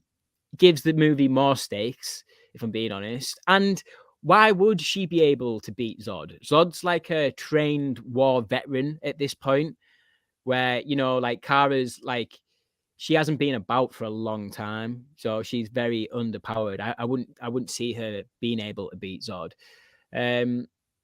But while we've got that like parallel to that happening, we've got bloody Michael Keaton kamikazing into the big ship. I'm not gonna lie, it was pretty hard seeing Michael Keaton die as Batman, and especially the end one where, you know, Barry says to him, like, basically there's this awesome scene of Keaton. He goes to kamikaze into the ship. Barry lets him know, don't do it. The shields are up. He's like, got ya, no worries. But I bet they're not on this Kryptonian that we've all been having problems with, the big giant Kryptonian. Yeah, the giant guy from Superman 2, right? Yeah. I guess it's that guy. Yes. But I think he was in in Man of Steel as well. Yeah. But yeah, man. He what the hell does he do? Crash the ship and he jumps on his back with a load of fucking sticky bombs. Yeah, it's like, you know, Batman against like an actual superpowered guy is always like a distressing thing to me, right? In any iteration, in a comic, in a TV show, in a movie, it's like, oh god. Yeah. He could break Batman so easily. So like Batman's got to rely on his agility, which he does. He like jumps on his back, sticks a bomb, he tumbles away, he like throws a bomb at the guy's foot, and like, you know, the guy's Kryptonian, he's super powerful, so he's like kind of shaking him off. But eventually Batman like lands one on his head, and then Batman gets like thrown into some debris, and like this throw alone, it kills a man, right? Batman has some armor, so he gets up from it, but he's completely fucked up. Like, yeah. Like it was just that one hit. He took one bump, and he is completely fucked up. The bomb goes off on the Kryptonian and takes him down. Doesn't kill him, you can tell, but it like stops him. And then Batman just like, he's done. Keels over. He tips over, and he's like dead. And like compared to another death that I'm going to talk about later, like this death is handled really well. My only problem with it is he does the classic cinematic or TV show thing where he says a line twice. Like Barry says like something like, I liked it though. I liked it. But like, I was like, even in the moment, I was like, just say it once. Don't say it again. Don't say it again. Oh, I said it again. I think I can get the line right. I don't remember exactly what it is, but Barry's like cradling a broken Michael Keaton Batman, Bruce Wayne. And he's saying like, I could have saved you or something like, is that what he says? He says, yeah, we can save you again, or we can try again. And he says, yeah, I can save you. Can save you. Yeah. And then Bruce says like, you already have. You already have. And that's Yeah. that second time that I don't need. I just don't need that in movies anymore, right? No, I'm with you. Sort of. Yeah, he says, you already did. You Yeah, already did. Yeah. But It's like you already did. 2-second pause. You already did, slightly like with less volume. I'd have much preferred it if he'd have just said, "You already did, kid." Like if he added the kid in there, that would have just really done it for me. That would have. We really got smoothed nuts it up. out there, didn't we? Yeah, man. But yeah. So just looking at the time, Korey, we just need to start wrapping it up a little bit. But we're near the end now, anyway.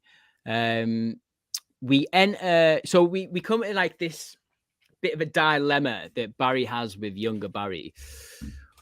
I don't think younger Barry understands the fact that you can't just be constantly changing back time the way he's doing it. And, you know, you've got OG Barry saying we need to calm this down a little bit. But younger Barry doesn't listen. And you can tell it's starting to consume him a little bit. But yeah, we end up in this scene in the Speed Force where younger Barry's been injured.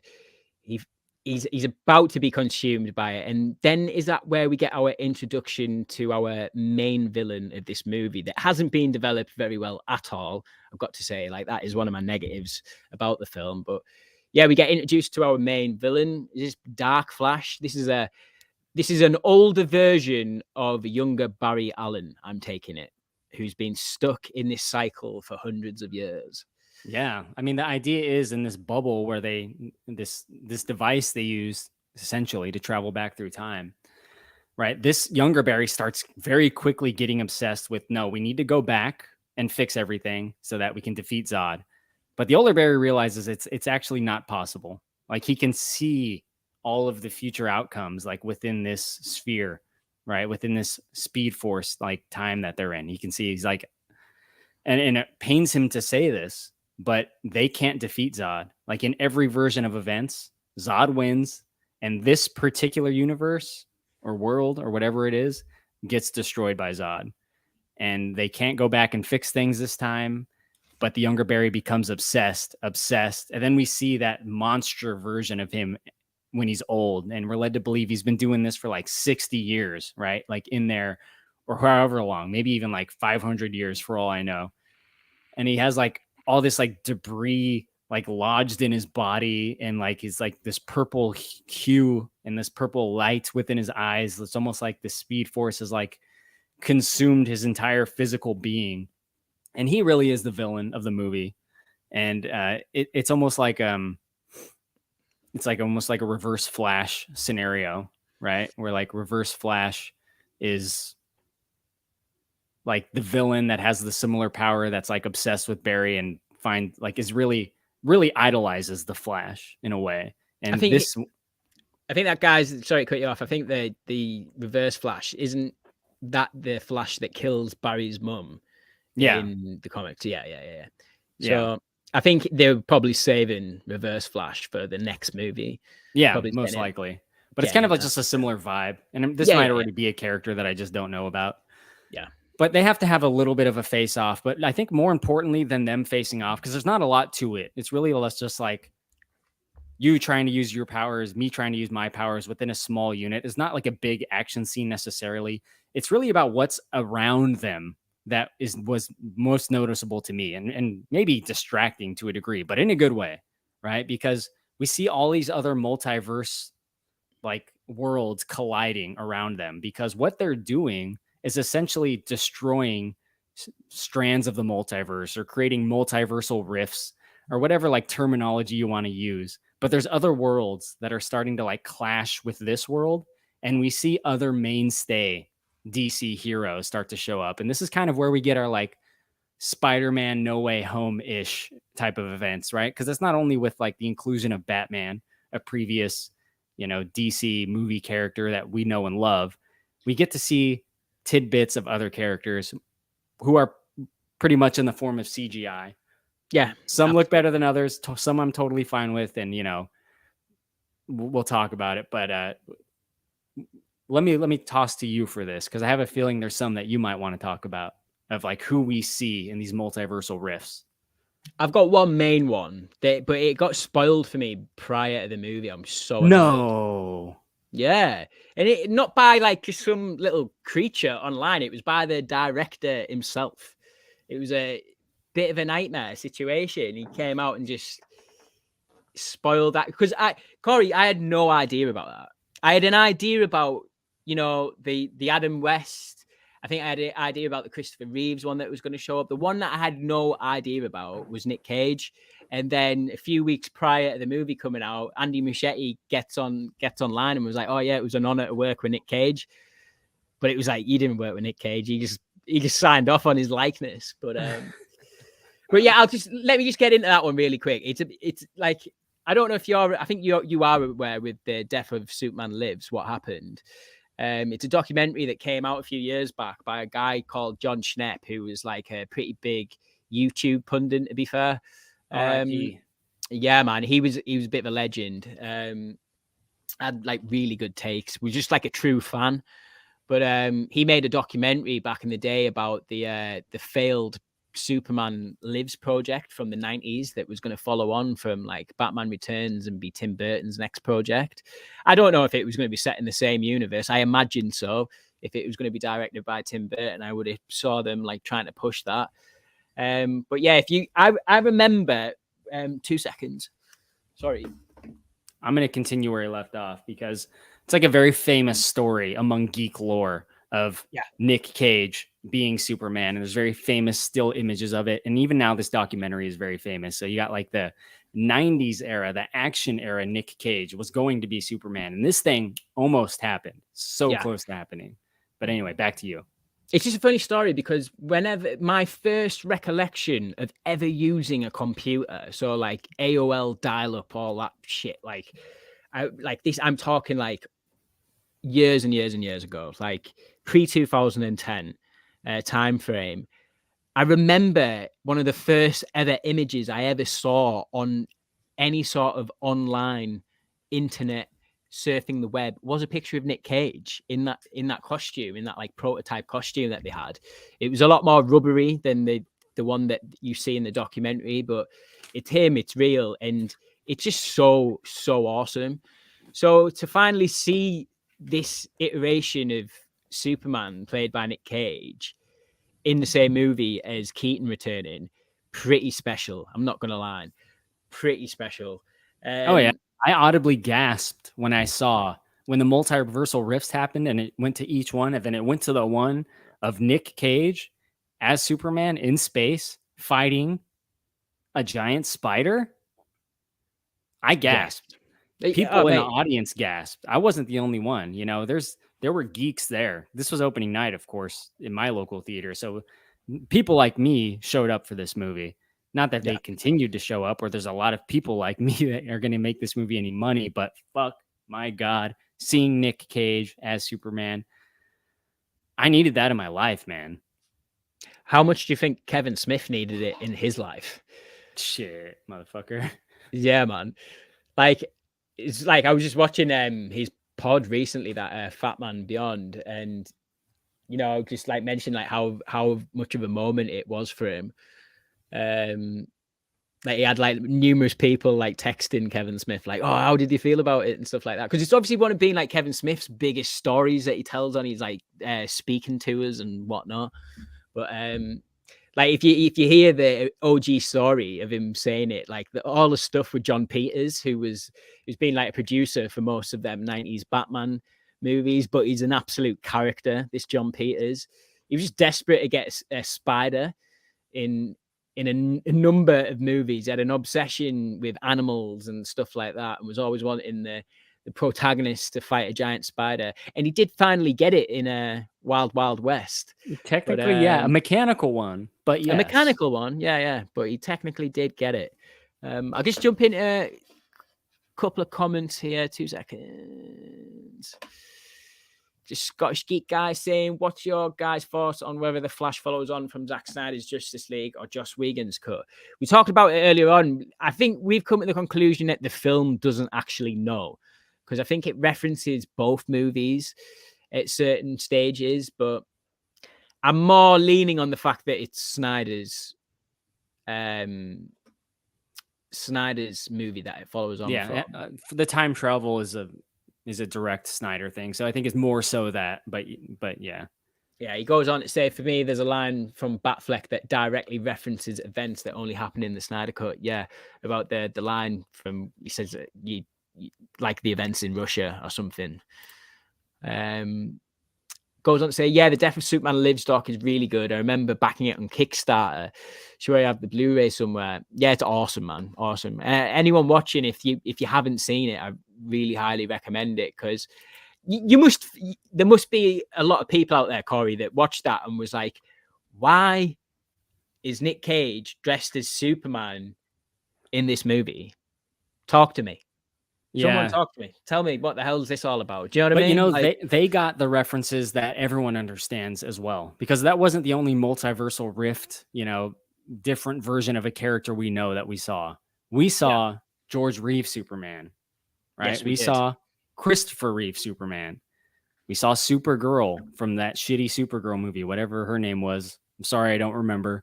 But, it wasn't just them. There was a few kind of like known characters that we get to see flashes of, including other versions of Flash that I'm not familiar with. But I can't believe they never put Grant Gustin in there, to be fair. Like, I've never watched that CW show. Like, I've never watched any of the CW shows, if I'm being honest, when it comes to the DC content. Never thought they were that. Someone is fucking up with this Grant Gustin thing, because people love this guy. This show has been going on for so long. I think it just got finished, but 7 or 8 seasons. Like, this is the well-beloved Flash. The fact that they didn't bring him into the movies is a fuck up as far as I'm concerned. But they had an opportunity to fix it by linking them together. And I don't just mean this cameo, but I mean, they could have done something, and they should have done something, because a lot of people, that's their Flash. Ezra Miller cameoed in the Flash TV series. So it's just like, how do you not have the same thing happen there? Like, like with it ending this year as well. The Flash TV series first aired when the Flash movie got announced. So that's like 9 years ago. Absolutely insane. Absolutely insane. Taco, sorry, my dogs are being absolute nightmares here. They're not being very good co-hosts whatsoever. I'll take us back into the movie, if that's all right. Yeah, go for it, man. So, what we have is this older demon purple insano version of Barry, right? Which is the younger version of Barry at some point in the future. The way he's stopped is basically like the younger Barry sacrifices himself. And because he dies, it, I guess, eliminates the other guy from existence, right? That is fine, and that's kind of about what I expected for that moment. Not particularly grand or meaningful to me, but I'm going to get real nitpicky now, because when younger Barry dies and he's being cradled by older Barry, his final words, he's being held in his arms, kind of similar to the Batman death. He says, "Tell mom I love her." And then it's almost like a cartoon. It's almost like a Simpsons joke or something, because he goes, "Tell mom I love her." And it's like his head just like falls back immediately, and he's like dead. And it's almost just like a over dramatic bad take. They could have used a different version of that. "Tell mom I love her." And then like the life is just drained from his face and his eyes just stare off into the distance. Maybe. Why does it have to be dramatic head fall back? Like, that shit is silly, man. You're taking away from an emotional moment here. And I fucking hate that kind of thing. Small, but kind of frustrating. That's fair, man. That's fair. I didn't totally pick up on that the first time, but yeah, then so after this, we then get OG Barry trying to mend everything. Now, I found this quite interesting.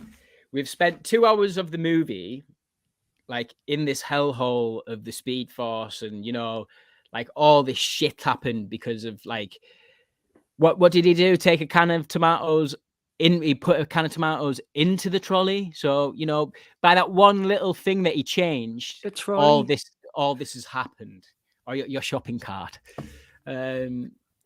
Sorry guys, but it's a trolley, man. But Oh my God, Corey, you put me off now. I don't know where that I'm word at. is fucking amazing. Got to put the tomatoes in the trolley. So he's put his tomatoes in the trolley, and all this chaos has happened. You would have thought over like this 2-hour period, Barry Allen, and I'm talking about OG Barry Allen, would have learned some sort of lesson. Maybe he's not to change things, but he can't help himself when all this is, he's mending things, he's putting things back to where they were and stuff like that. He has that really emotional moment with his mother again. She doesn't recognize him though, for some reason. That confused me slightly. But yeah, this fucker doesn't learn anything. He puts the can of tomatoes on top shelf. He puts it on top shelf. So even at the end of the film, when, it's supposed to be like this emotional moment, and don't get me wrong, it's getting a tear out of me.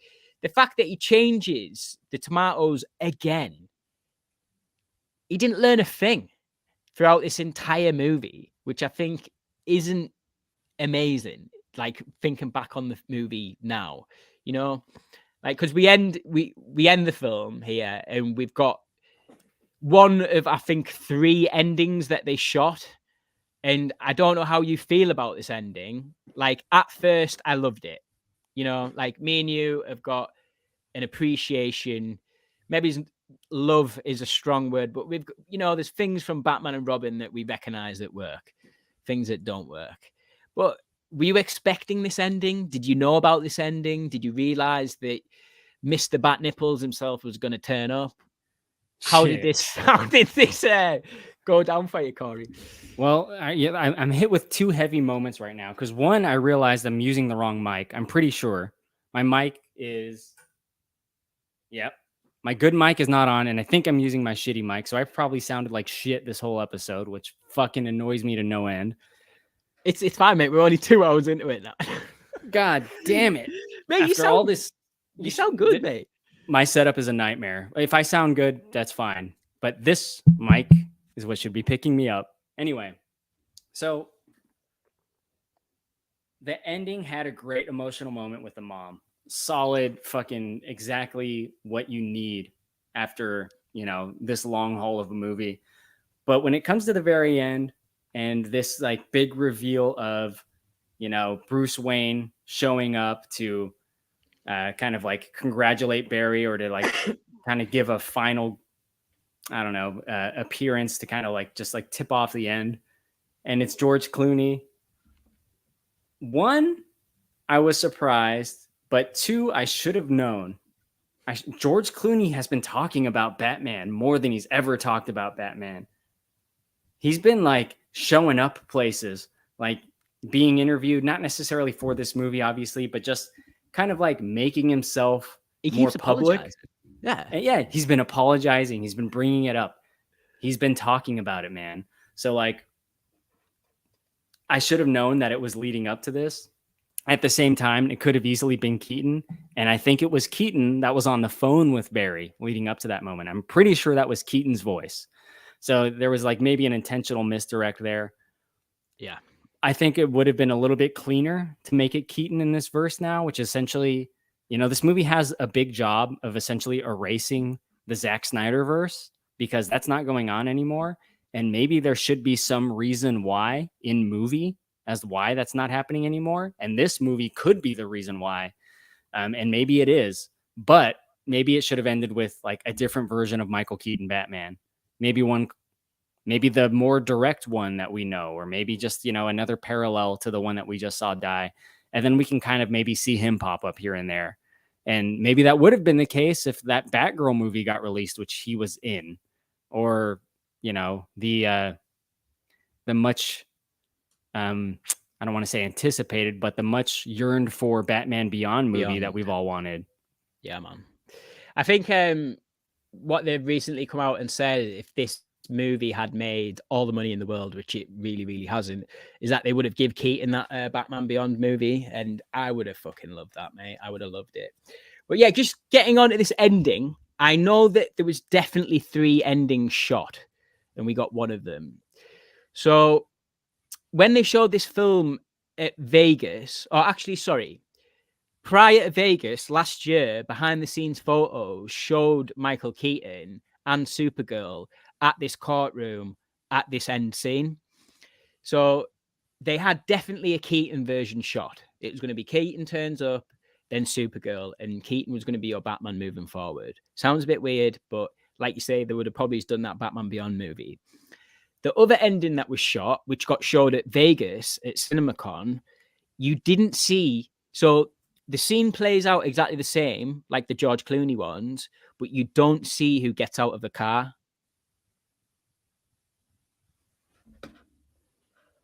It goes let down, but all right. But to me, that is the ending they should have went for, because that's a really clean cut there. You don't see who the new Superman is. You don't see who Supergirl is, but you know there's a Bruce Wayne in this universe, and to not see who that Bruce Wayne is, so it cuts to black just before you see the face get out of the car. That was the version shot at CinemaCon. And to me, that is an indicator that this is now like a reset universe, and it gives James Gunn a little bit clearer of slate to carry on with. The fact that George Clooney just rocks up at the end of this film, what the fuck's going on? Like, where the hell are we? Who's Batman? Why? That's just a joke, right? It has no impact. Yeah, but he's not going to come back. Yeah, of course. And I know that, but just as a fan and as someone who wants to know where we're going in the next couple of years, not necessarily with the Flash, but we're all aware that this version or iteration of DC is coming to an end. I just thought they would have gave something a little bit more than just a throwaway joke at the end. Even though I love the joke, and like George Clooney means not a lot to me as Batman, but he was there when I was a little, for like growing up. Like, he was part of my Batman clan growing up, but it just didn't do much for me. But yeah, we come to the end of the film, and Barry's lost his tooth. What does that insinuate? That he's lost his powers again? Remove that shit from the movie immediately. Yes. But yeah, we get the end of the movie, and you know what, mate? For all its flaws, for all the shitty CGI that is in this film, I had a really good time with it. I got what I needed from Michael Keaton. Not everything that I feel like I really wanted, but what I needed for now and this time, 34 years on, 30 years on from Batman 89, I was satisfied and I enjoyed it. And I give it 8 out of 10 all day long. And I can't wait to watch it again, to be honest, and pick it apart. I bet there's loads of stuff we've missed in there. But overall thoughts on The Flash, Korey? It's a good movie, especially if you're a fan of Michael Keaton as Batman, which I am very much. But this movie, as engaging as it is and as fun as it is for a one-time watch, I have a very strong feeling that this is the definition of diminishing returns in a movie. I think the rewatchability factor on this movie is going to make it worse and worse each time you watch it. It's not just the special effects, which some of the most egregious of which we didn't even talk about, which are in like the Flash Speed Force sphere, where we get to see like Henry Cavill as Superman in there, for example. Like, we see him like throwing the punch, and it's just like this weird cartoon shit. I think Scorpion King's in there as well from when we were. Yes, yeah, the Rock's in there. Yeah. Yeah, that is what it looks like, actually. No lie. But I think it's good for a one-time watch. It's good for the Batman stuff. It's engaging the first time around. But again, this movie is not going to live on as one of the all-time great superhero movies. It's kind of like a good like pocket movie. Like, watch it once and then never come back to it. That's my recommendation. Yeah, totally. But yeah, Korey, just because we've been going for 2 hours, I know we were going to get into a different subject. Why don't we leave that one for a later date? We can do that. Are you desperate to get into it? Because I think we could go on a little bit long with that subject. We could make it its own video, but we'll see how we feel about that one, maybe. I'd love to do another video like this with you sometime, and we can talk about this mystery subject that we're kind of like hinting towards, as well as maybe another movie, whatever you want to do. 100%. And you'll definitely be back on the channel. It's been great to have you. I just feel blessed that you even agree to come on this channel. Shit, man. Thank you for inviting me. I don't keep up to date with this channel, guys. As you know, like they will start to get more often. I'm just trying to get a solid crew down to maybe do this once every 2 weeks or something. But You need Han, right? You need a guy that can blend into anywhere. You need weapons and demolitions. That's Giselle. yeah. And you need a guy who can talk bullshit his way into anything, and that's Tyrese. Oh, well, badges are. I've got that one covered. Okay. But yeah, thanks for coming on, Korey. Where can everyone find you, mate? Well, Big Come Dumb on. Movie Podcast is what I do. We talk about movies like this, but usually movies like this from our past. You know, we talk about your Batmans. We've done a lot of different Batman movies. We talk about your Terminator movies. We've done a few of those. You know, we like to go into like 90s nostalgia a lot of the time. So I like to, you know, worship at the feet of movies like Heavyweights or Major Pain. My podcast is similarly structured to this episode. I always have guests on, and we spend a lot of time talking about movies. Like this is 2 hours. Will be like maybe a standard length Big Dumb Movie episode. Sometimes we go 3.5, but we really get into it over there. You can check me out on YouTube or anywhere you listen to podcasts. Cool, man. And yeah, just thanks for everyone who's left a comment. Thank you for coming along. Sorry we were a little bit late. That's my fault. But yeah, thanks for watching. This has been Total Movie Recall episode 4 live stream. Flash spoiler review. See you later, guys. Until next time. Bye-bye.